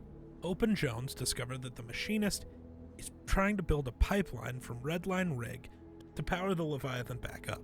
They contact the Looper to fight on their behalf while they gather info in order to find a way to take down the leader, Megalodon. Hope sets up a makeshift base at Sandy Steps and discovers a gem holder connected to Pandora's box. Hope asks the Looper to place surveillance devices in the Wasteland and discovers rumors about a Wanderer. She believes them to only be rumors, though. Hope and Jones then contact the Looper and ask them to talk with Wastelander's Bright Raider and Rust. They tell them that Megalodon has been writing his plans down and that something has been going on at Redline Rig. The Looper then raids the rig, sending all the info from the rig's terminals to Hope. They learn that the Machinist is the sole competent engineer of all of the Wasteland warriors. After hearing the chatter in the Wasteland, Hope discovers that Wastelanders have been finding gems. She suspects they come from Pandora's box. Megalodon and his crew are searching for all of these Pandora gems as well, and Hope and Jones send the Looper to collect the first gem at Brutal Beachhead and bring it back to them. When the Looper finds it and hands it over to Hope, Hope begins to develop a strange headache whenever she's close to a Pandora gem. Hope tasks the Looper with retrieving yet another of Pandora's gems at the Nitro Dome, and after impressing Ringmaster Scar, she agrees to a trade for the Pandora gem. After giving Hope the second gem, she tells them about the short vision she's been having every time she interacts with a stone. Hope then tells the Looper not to tell Jones anything, as she doesn't want him to get worried about her. Jones would discover the third gem is owned by Peabody, and once the Looper gets it after helping their auto technician in training, Dummy, they give the gem to Hope. She gets another headache, much stronger this time, and tells the Looper she's been getting visions of Megalodon working together with the Wanderer. Around the same time, the mysterious being began wandering through the Wasteland, while Megalodon reveals that he and the Wanderer share a common goal, and that the Wanderer has important matters to resolve. Megalodon orders his comrades that no one should see his face. With the pipeline finally making progress, and the warriors' plans nearly succeeding, Hope orders everyone to look for the last gem. After talking to Peabody, the Looper learns Megalodon keeps his valuables in caches on the island. After searching all of the caches, They try to recover Megalodon's map of his hidden cache. And when they do, the Looper recovers the gem and gives it to Hope, which causes the Oracle, who prophesies the Wanderer, to return and assist the Underground in what comes next. After this, Megalodon, furious that his gems had been stolen, demanded the heads of Hope and Jones be brought back to him, while boasting that his plan would soon be in motion and that a wise friend had assured him that no one could stop him. On August 10th of 2024 at 2 p.m. Eastern, the event started, with an opening speech from Megalodon, giving an unhappy ending to everyone. Nitro begins fueling his Leviathan until the pipeline gets disrupted by the Wanderer and explodes. This explosion travels through all of the pipelines running through Megalo Depot and connecting to Redline Rig. They all explode and lead to bigger explosions, uncovering Pandora's box. Following Megalodon's failure, the Oracle warns of a war that's coming, and that Hope must take a stand to fight the Wanderer, who now has the powers of Pandora's box. With Magneto on Hope's side, he has prepared beacons to call reinforcements from his reality. In Season 4, after the pipeline exploded revealing Pandora's box, the Wanderer reveals himself to be the Great Doom, and immediately absorbed all the power of Pandora's box before recruiting many dangerous villains to his side and summoning the Raft. Underground would team up with the heroes summoned by Magneto, with Jones taking up the mantle of Captain America, while Hope would prepare herself to become a hero. Nisha and Caval, former members of the Society, would join the Underground, and previous allies and members like Star Oakley, Bright Raider, and Rufus were joining the Underground's forces in an effort to help their friends Hope and Joan. Gwenpool, who was captured by Doom's forces and imprisoned in one of the Raft's cells, asked for help from the Looper to accomplish her mission. They needed to steal an ID chip from a guard, and after analyzing the chip, Gwenpool tells them it doesn't have everything she needed, and asks the Looper to hack the Raft's systems by using the Doom passphrase, Cynthia. The Looper would recover the drive and give it to Gwenpool. As part of the last step of her plan, the Looper searches the Raft to recover computer chips that Shuri needs for her plan, involving rift beacons. The Looper does what's needed, and before leaving, Gwenpool would escape her cell and reunite with all the heroes. The Looper and Jones would try to find Doom, but would be unsuccessful. Hope would call the Looper to investigate the crater left by Pandora's box because something weird was spotted, and upon arrival, the Looper finds the broken mask of Doom. After a discussion with the Oracle, they come to the conclusion it's a prototype and hand it to Hope for further analysis. After bringing the broken mask to Hope, she expresses her doubts on how to stop Doom. The Looper and Jones would continue their investigation to see if any other pieces of Doom's broken armor were there, with Jones noting that Doom must have wanted to find his mask. Unfortunately, they find nothing else. Hope would send the Looper to retrieve the recording devices she had placed at Fractured 4 and the Cynthia Von Doom Memorial. They find out that Doom has been there pondering his thoughts, speaking about the corrupted powers of the box and how it keeps trying to overtake him. This leads him to go into hiding and make himself new armor. This information tells them nothing about his whereabouts, so Hope sends the Looper to retrieve another chip implanted in one of the heads of Doom's henchmen for analysis, noting they don't have to worry about defeating Doom since they have to find him first. Jones and the Looper continue their search for Doom, and as they visit many dig sites guarded by Doom's henchmen, they speculate there has to be a paper trail that can lead to Doom. After taking down a henchman, the Looper collects a shipping manifest. Jones then sends the Looper to talk with War Machine, who's been analyzing many henchman notes. What's discovered is that Doom has been incorporating parts of Pandora's box into his new armor. War Machine tells the Looper to start training and allows them to use some of their gear like War Machine's arsenal and hover jets. Elsewhere, Hope, desperate and nervous, asks the Oracle if she's foreseen anything new. Oracle talks about a feline ally, a cunning plan, and a victory hidden in defeat.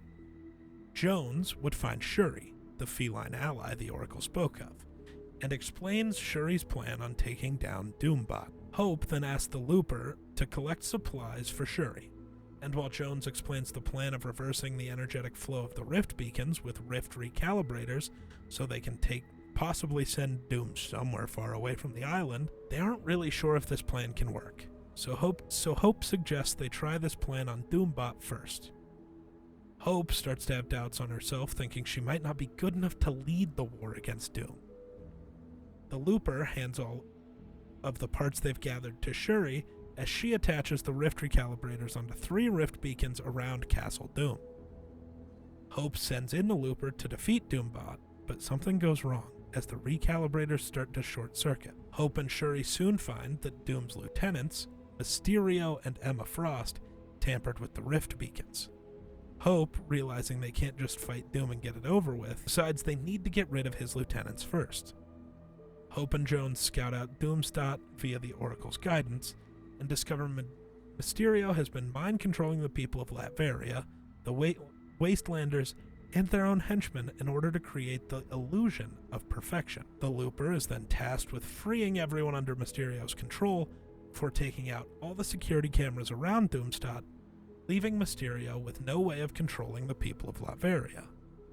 With everyone now free, Hope, with the Looper and Jones's help, went to confront Mysterio, and after a long fight, the Underground succeeds in liberating the people of Doomstot, spraying graffiti around the town and on the Statue of Doom.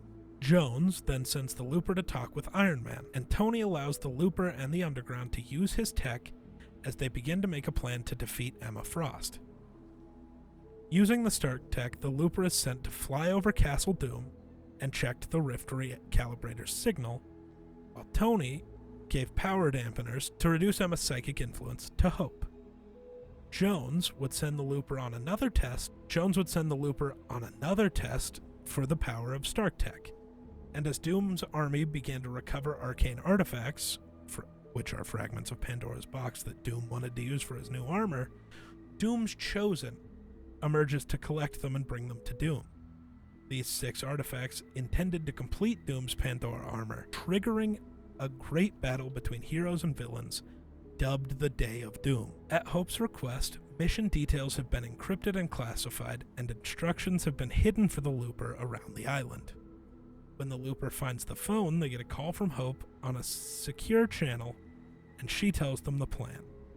Stark's power dampeners are going to reduce Emma's powers and then launch an assault against her. The Looper needs to use forecast towers to locate Emma Frost's operatives and learn that they are already looking for them. They then hire a specialist in order to make sure everything was good to place the power dampeners around the raft. Once done, Hope would switch the Looper back to the main communication channel in an attempt to coordinate attack along with Jones and the other allies. Unfortunately, the rift recalibrators would detect Doom's signal. He was heading towards the raft, meaning he had finished his armor. Jones warned Hope about this, but was caught in a moment of panic, forcing the Looper to face Emma Frost alone. Luckily, the Looper was able to defeat her. Hope, Jones, and their allies then braced themselves for Doom's arrival, setting up beacons near the central lake with the plan to send him back to his home reality. Wolverine was left in charge of activating the beacons, but he would delegate the task to the Looper. As the Looper would activate the beacons, they all aimed towards Doom's arcane forge.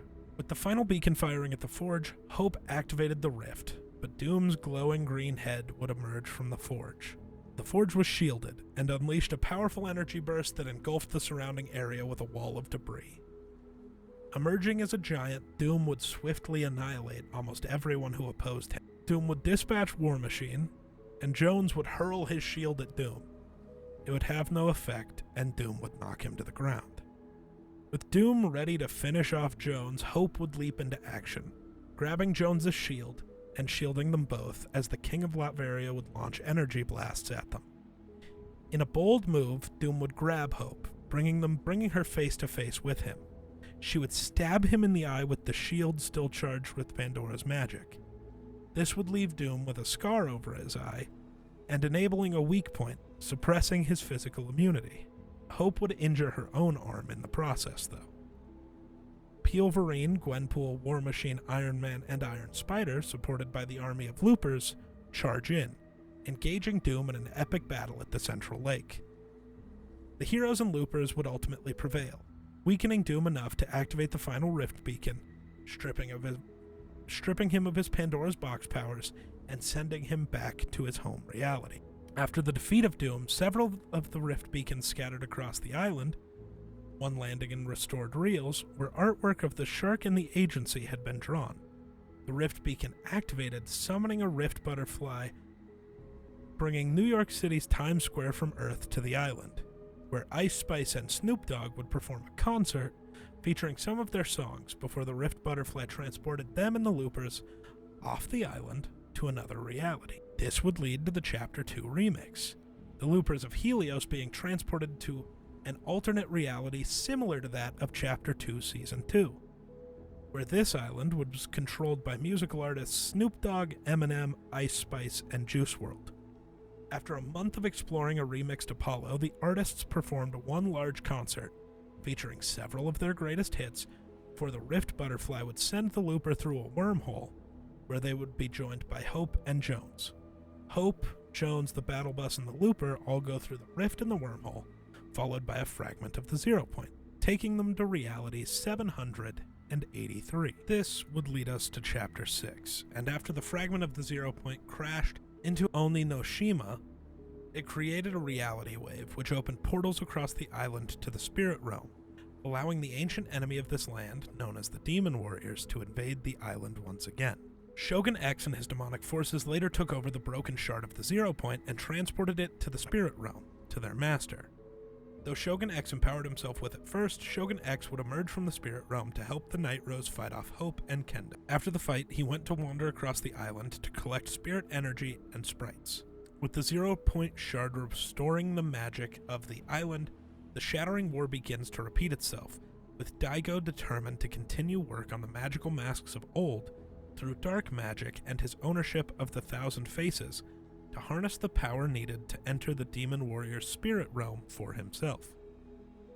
Later, Kendo, one of Hope's new associates, enlists the Looper to investigate the resurgence of the demons on the island.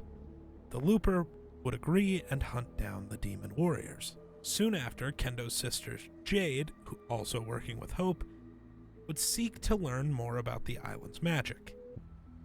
After helping her place spirit charms across the island, the Looper would collect demon essence to study their nature and deliver it to Hope. Hope would reveal she's searching for an artifact similar to that of Pandora's Box, stating she isn't surprised by the island's current situation, suspecting that it's connected to the reawakening of Oni-no-Shima's myths and ancient magic, as well as the demons. The Looper would travel to Battle's End alone to investigate the return of magic, sensing that the ancient magical resonance and deducing that it's connected to their demons and their rage and the spirit realm, concluding that something ancient and powerful is stirring the island's magic. Sometime after, Kendo would call upon the Looper again, reporting that Jade is missing and suspecting her older brother Daigo. Daigo had been experimenting with dark magic, and Kendo claimed to have seen Jade through a portal, but dismissed it as a hallucination. However, when the Looper looks through the portal, they also see her and hear her mention a shard. The Looper, at the request of Kendo, was sent to investigate Daigo's shop, the Thousand Faces, where they would discover an underground hideout and inside find various masks imbued with traces of dark magic, and a painting of Daigo giving a mask to Jade, and a machine pulsing with dark energy. They examine a sprite cage, which is a worrying sight to the Looper, and a broken mask of power from long ago. Kendo warns the Looper that the mask should never be repaired, because they all view the mask as dangerous, and Kendo stays away from using them, similar to Mizuki. Upon confronting Daigo, the Looper learns that Jade had actually been cursed by the demons, and Daigo created a mask to protect her. However, the mask amplified her powers, trapping her in the spirit realm, and despite his regrets, Daigo insists he made the mask to keep her safe. Upon gathering all this information, the Looper reports back to Kendo. After sharing his suspicion about the artifact that Hope was seeking, Kendo tasks the Looper with investigating the comet, Looper discovers that the comet had been stolen by demons. Their investigation looked into the connection between the comet and demons, and the Looper and Geno found a splinter of the shard. Geno instructed the Looper to deliver it to Hope, who then urged them to search for additional splinters. The Looper would consult the Tanukis of Night Shift Forests for clues on the other splinters. They would provide this information only if the Looper solved their riddles. Once successfully completing the riddles, they led the Looper to the splinter at the center of the forest. Understanding the connection between demons and the splinters, Hope asked the Looper to confront the demon warriors to gather further clues. This led to a map pointing to the third splinter. Hope then realized all of these fragments were pieces of the 0 point, and they were crucial to saving Jade. Geno then sent the Looper to Demon's Dojo to use the Spirit Forge and craft blades imbued with the splinters. Though uncertain about how to harness their power, Geno suggested seeking assistance from the Night Rose. To gain access to her help, the Looper had to defeat the Puppeteer. Once freed, the Night Rose revealed that she was bound by a powerful demon and needed permanent liberation to provide all the answers regarding the comet and the Spirit Realm. Recognizing the power or potential power of the Splinter Blades, and judging them as strong enough to free both her and Jade, she entrusted the Splinter Blades to Daigo. Hope would request the Looper's assistance locating the comet, and their investigation would reveal that someone had moved it to the Frozen Spirit Realm portal. Geno, pondering the portal site, revealed that this was part of Daigo's plan to rescue Jade, and that he received the Splinter Blades from the Night Rose. Geno emphasized the importance of understanding the link between the Spirit Realm, Comet, and the demons. Hope would call upon the Looper once more, sharing her theory of the source of Shogun X's immense power, requesting the Looper fight Shogun X and bring back part of his essence. Once that was done, Hope, who had not learned about the Looper's past from Jones, revealed the truth.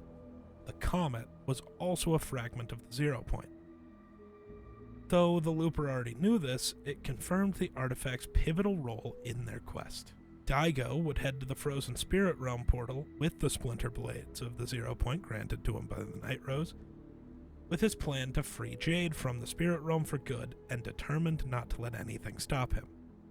Utilizing chaos magic, Daigo would sit upon a magical orb-like aura and activate one of his 6 powerful masks onto the portal. This caused him to be able to feel its power. An unidentified being, maybe an illusion cast by something, tried to trick Daigo by taking the form of Jade, but it failed. During this, Daigo talked with several persons, including Hope, telling her they're similar. He also talked to Jones, asking about his motivations.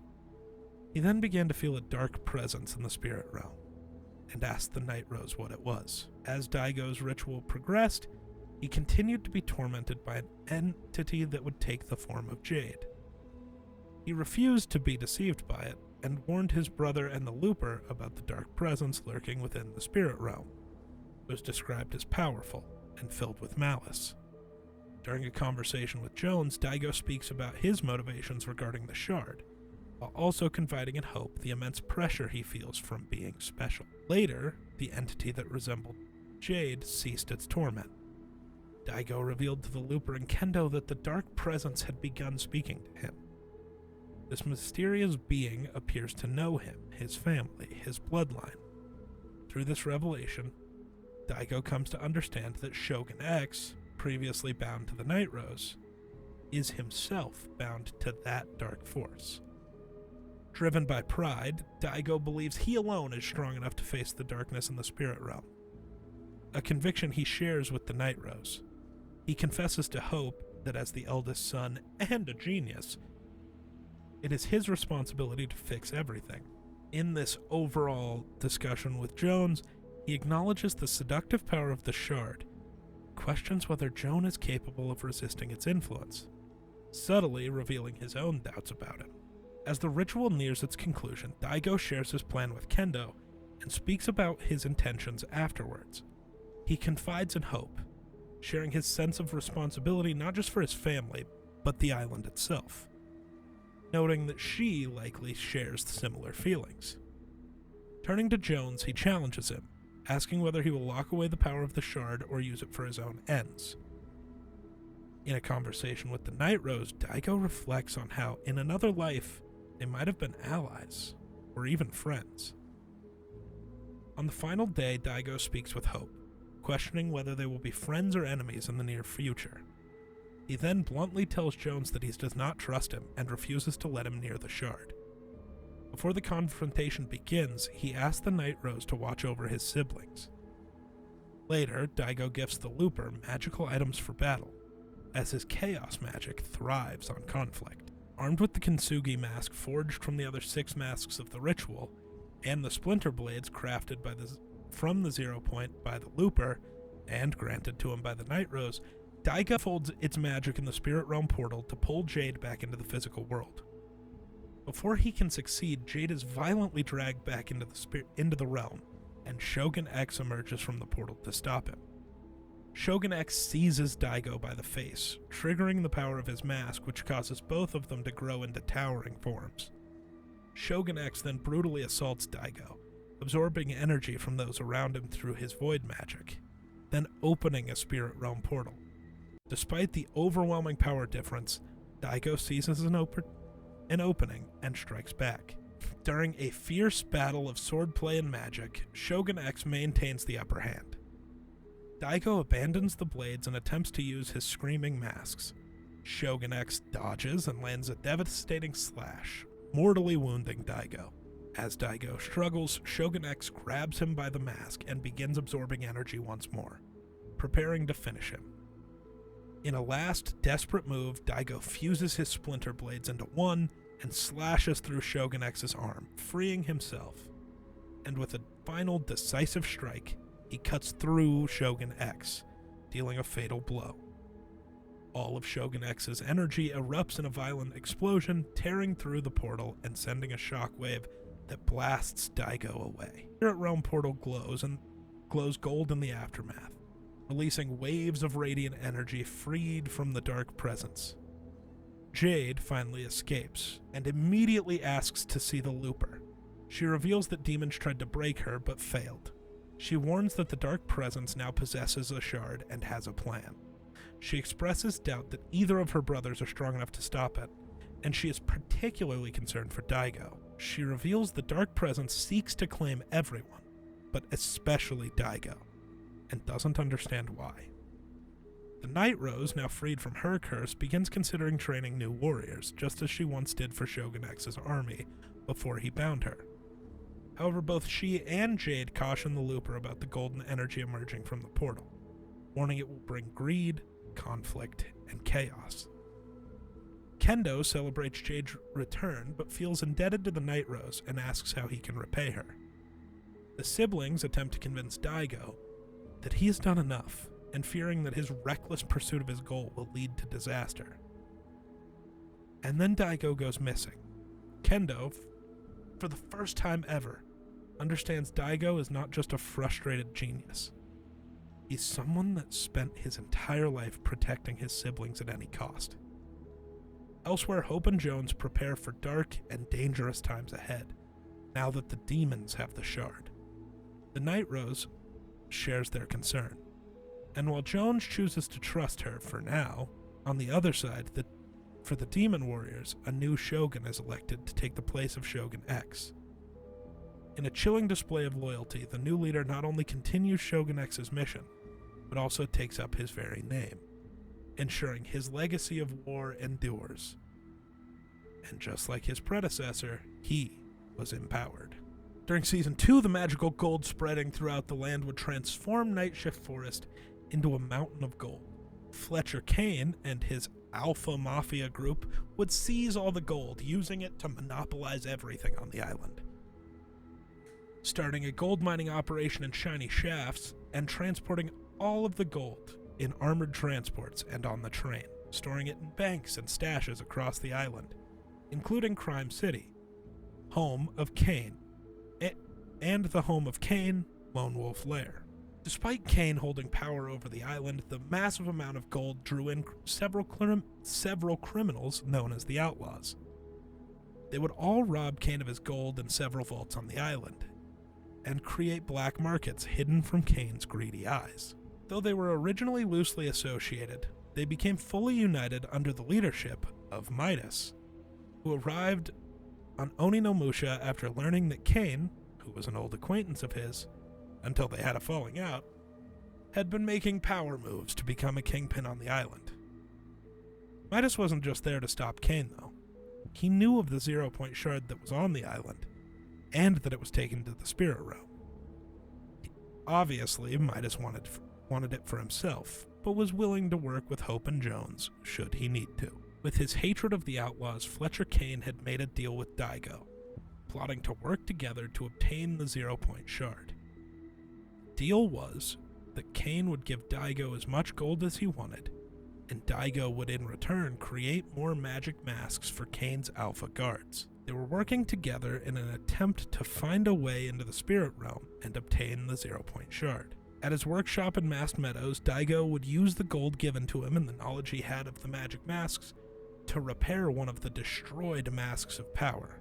Daigo, using the ruins of the Mask of Power, began using it at magic mosses, attempting to tear his way into a spirit realm portal while Fletcher Kane guarded him.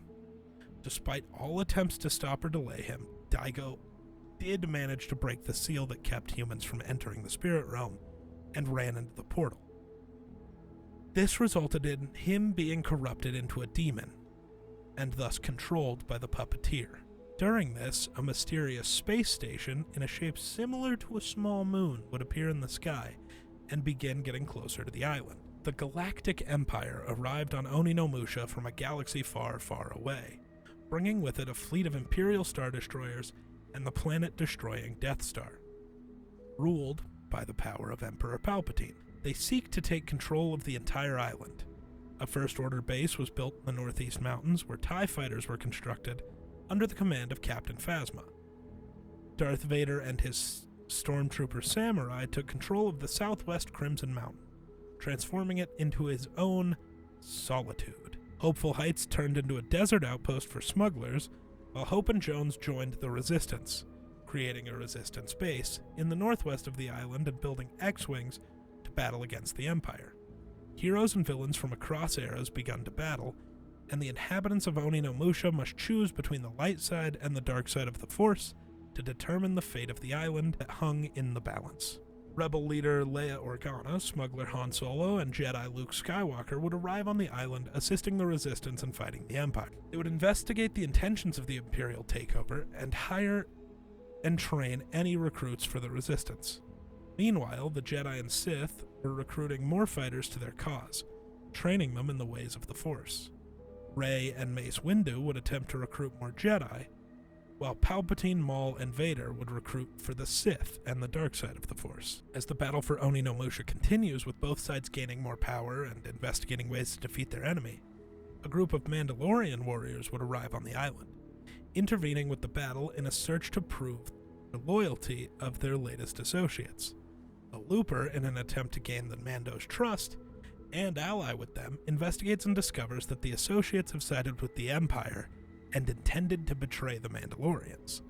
With their suspicions confirmed, the Mandalorians consider taking on a new contract with more trustworthy associates. The Resistance, being able to combat the Empire and their firepower, caused Palpatine to lean on more drastic measures, sending Star Destroyers over the island and the capital ship's turbo lasers to lay waste to the island from above, destroying most locations with a single shot. With time running out for the Resistance, Leia began to supervise and finalize a counterattack against the Empire. While the Death Star's super laser was fully charged and aimed directly at the island, the Resistance's plan finally came to fruition. Led by Hope and Jones, the island's inhabitants posed as pilots of the Empire, with TIE fighters and captured X-Wings, and infiltrated the Death Star. They disguised themselves as stormtroopers with prisoners and passed through the Death Star undetected. Once all grouped up, they made their way to the generator room and blasted all the generators, disabling the Death Star's weaponry and allowing an X-Wing squadron to begin their final attack run.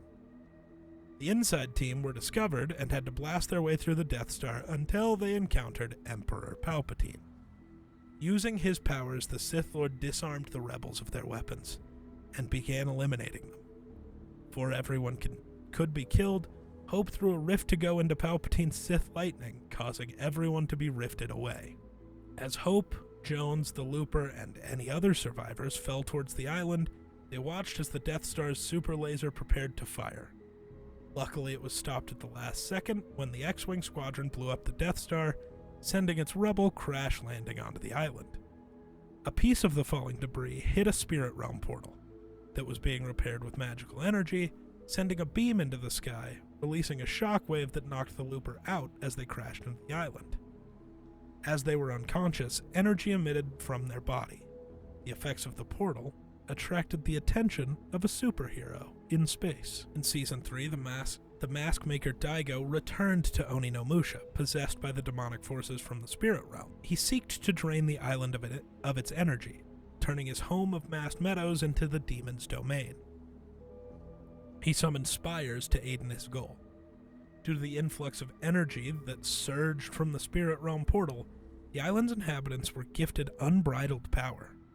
Hoping to train the new superpowered individuals and help them master their new abilities to battle Daigo, Hope Jones and the Night Rose built Supernova Academy and gained the help of Superman and Robin.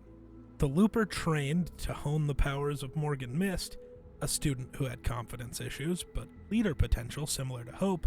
They discovered Hope and Jones were hiding something. In their workspace, it was discovered they were working with Midas, who had been funding Supernova Academy and helping Hope create a vault in Utopia City to contain the 0 Point shard once it was obtained. Midas was untrustworthy, however. He was still working with his own crew and the Outlaws to obtain the shard for his own intentions. Daigo and his army would launch a surprise attack on Supernova Academy. The Supernovas managed to escape, but the Academy was left in ruins. Daigo's influence would spread further across the island, and Hope and Superman took respite in the Fortress of Solitude. Morgan Mist would gain her confidence as a leader, collecting mementos to help gain the confidence of the rest of the supernovas. Using Spire remnants, the supernova symbol was constructed at the damaged Academy as a symbol to the island that the supernovas wouldn't be easily defeated. Maskmaker Daigo performed his ritual, aiming to achieve what he viewed as his ultimate destiny, summoning his master before being violently discarded. The supernovas would emerge into Demon's Domain with Formation Tau, consisting of Morgan Mist, Light Rider, and Killswitch, and Formation Theta, consisting of Synthwave, Ziggy, and Haley Sky. The Looper and Daigo's siblings Jade and Kendo, and the other allies were also present at the scene, ready to fight the creature. The Dark Presence's tentacle then proceeded to attack the heroes, using energy blasts to destroy them all. But with strategic use of their superpowers that they learned to master, they were able to weaken the demon with a general weakening and then fatal blows dealt by the supernovas at specific moments. First with Synthwave and her sonic pulses, followed by Killswitch and his barrage of bullets, and then Morgan finishing the job with a swarm of ravens, causing the tentacle, severely weakened, to retreat back into the portal. Thinking they've won, their guard drops, leaving an open space for 3 separate tentacles to emerge, stronger than ever. With their energy pulse, the tentacles lock everyone in the air, while 2 of them converge their power towards the third, ready to annihilate them all in a single blast. However, the team's hope returns as Superman intervenes, cutting the tentacle that was going to attack, leaving it crashing to the ground, stopping for a second to greet the Looper before using his laser beam on the second tentacle and hitting the third one to return both of them to the spirit realm. He then destroyed the spires to close the portal for good and left. The other monolith spires became inactive, and Jade and Kendo celebrate the return of their brother, restored to his previous form. Though he's going to need help to get back up from the Night Rose and others after what happened to him. The cut-off tentacle outside of Demon's Domain remained alive for a time and prepared something. While the heroes knew this wasn't the end and that they must recover the shard. In the meantime, the Dark Presence's tentacle started to rot, boiling from the inside and spreading its blood in the ground. Surrounding the area, bug holes emerged from the wounds of the tentacle, which expelled small, purple, glowing bugs, which activated the gigantic spires again. The rotting tentacle left from the battle gave birth to a massive swarm, leading an island-wide infestation on Oninoshima. The swarm destroyed Lone Wolf Lair, creating their hive over it. The Onimorph Extermination Rangers, or OXR, established themselves on the island as a military force to combat the invasion, setting up an HQ on the island. Their battle caused serious damage to the island, demolishing Crime City. Ranger's Ruin would remain in its place. Demon's Domain created a hive over the debris, brutal boxcars, leaving a swarmy stash of leftover bugs and pumped power. The Looper would meet with General of the OXR, Onyx Winter, and was recruited as a member of the faction, helping to fight the swarm along Lieutenant Ripslade, Agent Patch, Yumi, and Mizuki. Wanting to help defend their home, Kendo, Jade, the Night Rose, and Daigo have all begun battle with the bugs at different OXR bases around the island. Hope and Jones would continue their research at Supernova Academy, investigating the tentacle and determining how the swarm accessed the island from the spirit realm. The swarm would begin to regain ground, invading Big Bend and creating a new nest, Hive Hideaway. Hope asked the Looper to take out swarmer nests to help thin them out as much as they could. The swarm appears to emerge directly from the spirit realm at an alarming rate, and will overrun the island. Wanting to know exactly where the swarm comes from, Hope asked the Looper to investigate the source, hoping to find the means the swarm uses to get here from the spirit realm. The Looper, discovering demonic energy is off the charts, decides to tune up sensors at Hope's request, thinking the nest must be close to their access point. But instead of discovering the access point, the Looper discovered eggs with strange readings. They were tainted with something.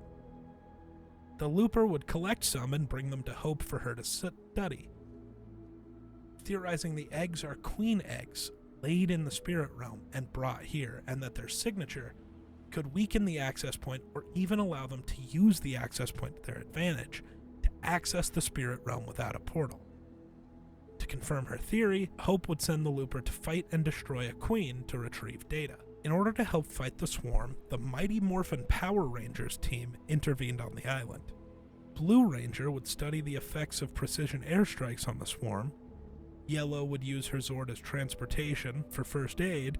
Black Ranger was training reinforcements.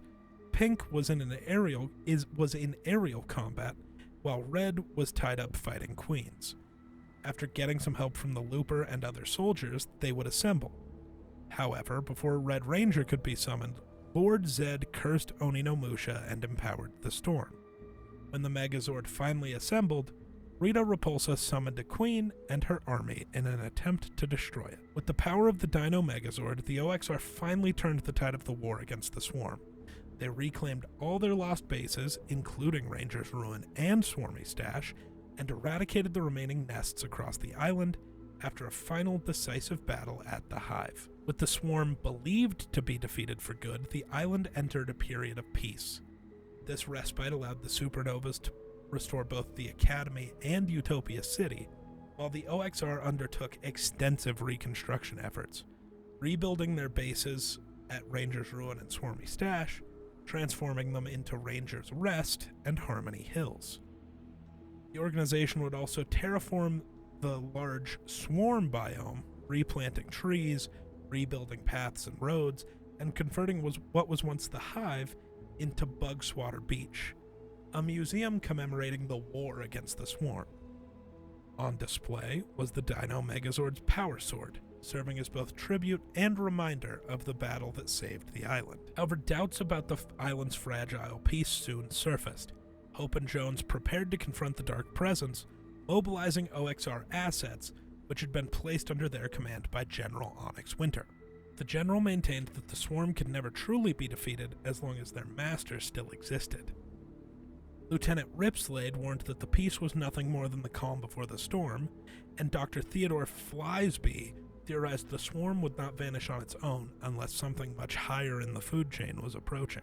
After a summit was held with all the island leaders and allies to establish a strategy for counterattack on the Spirit Realm and the Dark Presence, it was decided that the Mighty Morphin Power Rangers and their Megazord would play a central role. Preparations for the assault on the Spirit Realm led to Hope tasking the Looper with consulting Night Rose, Jade, and Daigo. Night Rose admitted the plan was far from ideal, but that there was no better alternative. Jade compared the idea of attacking the Dark Presence with splinter blades to using a toothpick against a great turtle. She concluded that luck may still favor them, though. And finally, the Looper would meet with Daigo, who seemed to already know why they had come, to retrieve the splinter blades. Acknowledging his past failure, he handed the daggers to the Looper and asked them to finish what he could not, to pierce the veil and save everyone from the demonic incursion. With the splinter blades recovered, Hope assigned the Looper a new mission: rally the troops, secure ground support, and gather as much intel as possible. After everything was in place, Hope warned that they were about to strike the access point and instructed the Looper to prepare their weapons. Once the final tests were run, the Looper used the splinter blades to weaken the access point before signaling to Hope that the path was clear.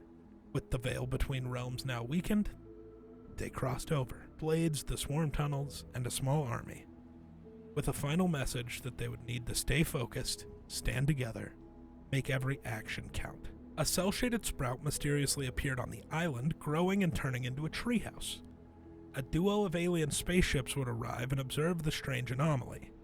Hope and Jones would investigate the treehouse and see it was releasing an aura, causing a tear between the island and the spirit realm. Jones, using his upgraded rift device, would attempt to seal the tear, and after what appeared to be a success, the tear would reopen, large enough for the Dark Presence to emerge and attack the island.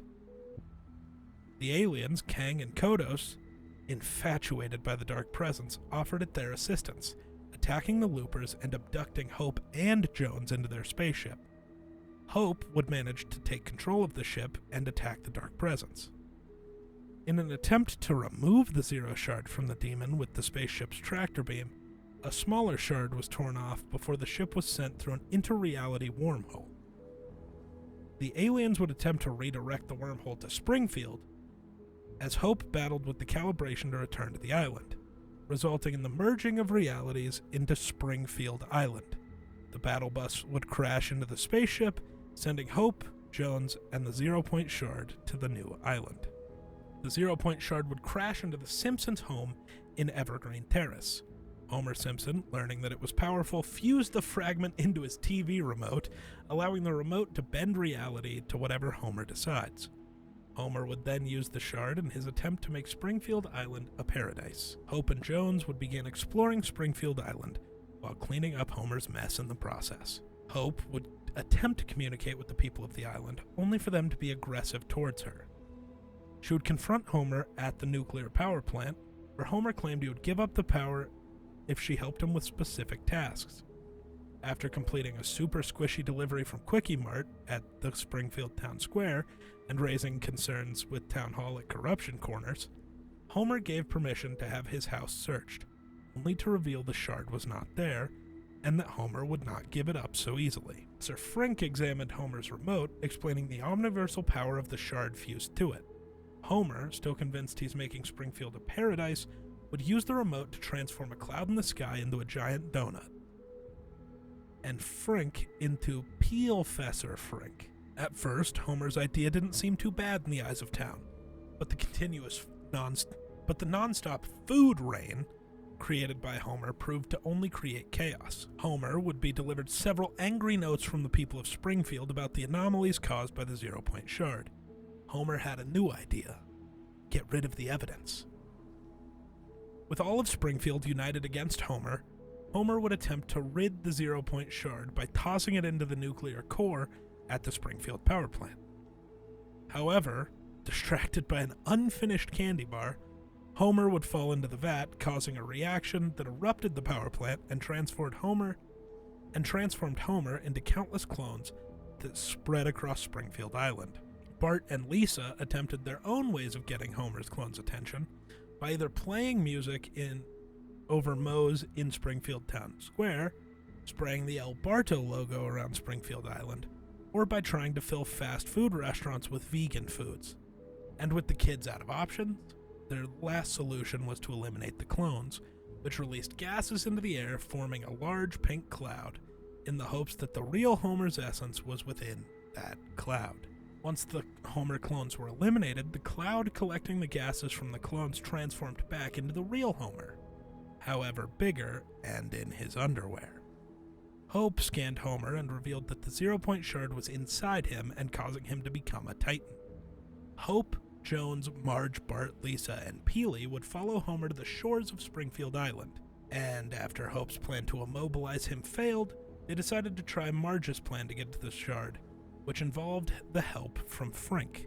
Frink's idea was to obtain his previous inventions, like the hamburger earmuffs and the sarcasm detector, and improve upon them, while Marge collected photos of their family and decorated it over a billboard as a message for Homer that the best way to make things better is to be with his family. Would confront the Titan in the water, and Homer would burp out the 0-point shard, allowing Hope and Jones to collect it. Frink would try to use his debigulator to shrink Homer back to normal size, though it would fail, concluding that there was still 0-point energy inside him, keeping him from going back to normal. This gave Hope a plan to bring Homer with them back to Oni no Musha to help against the Demon Master. During the Chapter 6 finale, Hope and Jones, with their upgraded Rift device and Homer's 0-point shard, began to contact allies and forces across the Omniverse. Once they had enough reinforcements, Jones gave a speech to rally all the forces together. They would leave Springfield Island, and after a few minor errors in Rift travel, arrive back on Oni no Musha.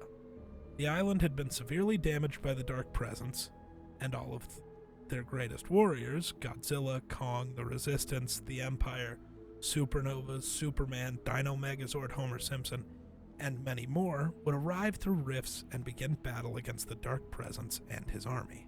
After a long battle for the island, the Presence was still too strong for the Titans and the rest of Oni no Musha's army. Jones hatched one final, insane plan. He used the Rift device to summon a red cube, able to withstand a blast from the Dark Presence and counterattack it with its own energy beam.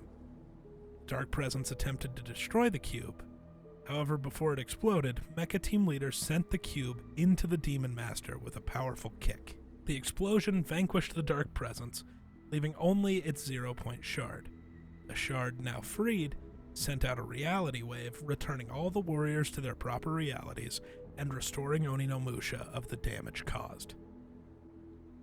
Once complete, the shard was transported to a new reality, bringing Hope, Jones, and the Looper with it, leaving this island to be protected by the Spirit siblings, Kendo, Jade, and Daigo. After defeating the Dark Presence, Jones, Hope, and the Looper departed and traveled to the Golden Coast Island in Reality 266. Here they settled and began working alongside InnoLoop concerning the Zero Shard. While the situation seemed initially peaceful, the Dark Voyager's spaceship suddenly arrived and quickly brought down the battle bus, and nearly the bus driver with it, before beginning to observe the island. Meanwhile, Hope's visions went dark, leaving her dreamless, as both heroes worked to learn more about the Dark Voyager and his intentions. Jones began connecting him to the events from his past in Reality Zero. In the meantime, Peely was cast in the film Peelian, directed by Kingston and produced by Sus Studios. The Order, one of the seven, would arrive on Reality 266 after receiving a distress signal from Jones, while analyzing the aftermath of the battle in Reality 783. Using a pod, again encapsulated in a meteor similar to the previous ones deployed by the Seven, she would land near Classified Canyon. Upon touching down on the Gold Coast, she would record her first mission log. She would explain her arrival and note that the situation appears linked to the shattered 0-point, and her scans would reveal unusually high concentrations of 0-point energy across the island. She would travel to Storm Station and record a second mission log, stating someone else was also searching for the Zero Shards, and she must figure out their motives. She would speak on the fate of the Seven, who are no longer what they once were, and then refocus on the mission and begin to scout the area. The Dark Voyager would seize control of InnoLoop Labs and the Zero Shard. The Looper would seek to infiltrate his ranks and send a message via a holotable found in Lethal Labs. They would pledge their loyalty to the Dark Voyager. Intrigued, the Dark Voyager would assign them to missions to test their usefulness, gathering intelligence on the Zero Shards, and the Seven. This would prove to be nothing more than a ploy. The Dark Voyager would use the Looper for his own ends before planning to dispose of them, claiming to prefer the loyalty of minions forged over eons rather than that of a stranger offering to help. He would dispatch his minions, Skull Droid and Night Unit Sniper, to kill them. The Looper would swiftly defeat both and escape. In the following weeks, the Looper would get to know Golden Coast's inhabitants, becoming involved in Sus Studios' newest film Peelian, starring Peely, and then testing the island's equipment with Miles Cross and Carter Wu to hone their stunt skills. The Looper would also help Kat Holloway step into the role of an action hero by sharing their own shooting techniques in exchange for some celebrity tips. During this time, Winterfest celebrations would begin with the arrival of Lieutenant Winter, a veteran soldier and long-standing face of Winterfest. He's been recently promoted since his last tour, and had grown weary of being associated solely with the holiday. In need of a break at the beach, Lieutenant Winter would ask the Looper to help deliver the perfect gifts across the Golden Coast. This included 5 minutes of well-earned silence for himself, and through a series of tasks, like busting through the doors for the perfect stunt and honing aim at Wonkyland Shooting Gallery, or signing autographs for fans, and delivering gifts across the island. The Looper would bond with all the actors as the release of Peelians drew near. While the Looper was assisting Kingston on the Peelian set, hiring new talent, distributing newspapers, and scouting new filming locations, the Dark Voyager, deployed a large-scale scan of the island since seizing Innoloop, began forming a golden rift above his ship. During this time, the Order would continue her mission and set up camp near Ol Stumpy, where she recorded a new mission log, where she noted Reality 266 feels oddly familiar, but something was off. The loop appeared stable, but the storm had changed. She suggested someone was tampering with it, or that maybe it was the consequences of the fractured zero point, expressing a wish that the scientist were there to apply his intellect to this problem, but pressed on regardless. In another reality, a group of unusual children got their hands on an artifact far beyond their control.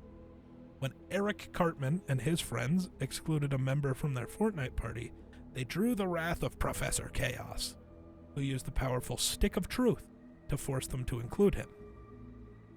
Things would quickly spiral out of control, and the artifact's cosmic power would transform the school bus into a battle bus, and outfitted the kids with gear before rifting them to Reality 266's Golden Coast, where Cartman claimed Wonkyland and renamed it Cartmanland. The Order would infiltrate Lethal Labs, now overrun with thugs in service of the Dark Voyager, and leave another mission log inside, reporting to Jones that she had secured a lock on the last components needed to build the device that would allow her to contact her allies, but she was abruptly interrupted and captured by the Dark Voyager, noting that he must have a connection to the last reality based on the design of his ship. While remaining uncertain that there wasn't more to his origins than what met the eye, she was imprisoned in Lethal Lab's secret cell, the very same one Karina had heard rumors about and shared with Kat Holloway. Shortly after, the Dark Voyager would depart Reality 266 in his ship. As Karina recruited the Looper to help uncover the truth, she directed them to investigate everything that remained mysterious, including the storm and the reboot bans, while also confiding her wariness of Human Bill and the Hench fans. After having the Looper question Jones and Hope about the Dark Voyager on her behalf, both urged the Looper to persuade Karina to stay out of it, fearing for her safety. The Golden Rift would begin to reform, and the Dark Voyager's ship would emerge once more. Hope and Jones were stunned to learn he had already secured a second Zero Shard. The ease of it standing in stark contrast to the battles they had fought just to retrieve one. They begun to question the Dark Voyager's true identity and purpose, and they told the Looper they weren't ready to confront him yet. They were building their forces in preparation for the fight ahead. Jones would inform the Looper of the coming war against Dark Voyager and have them train with new weapons and gear.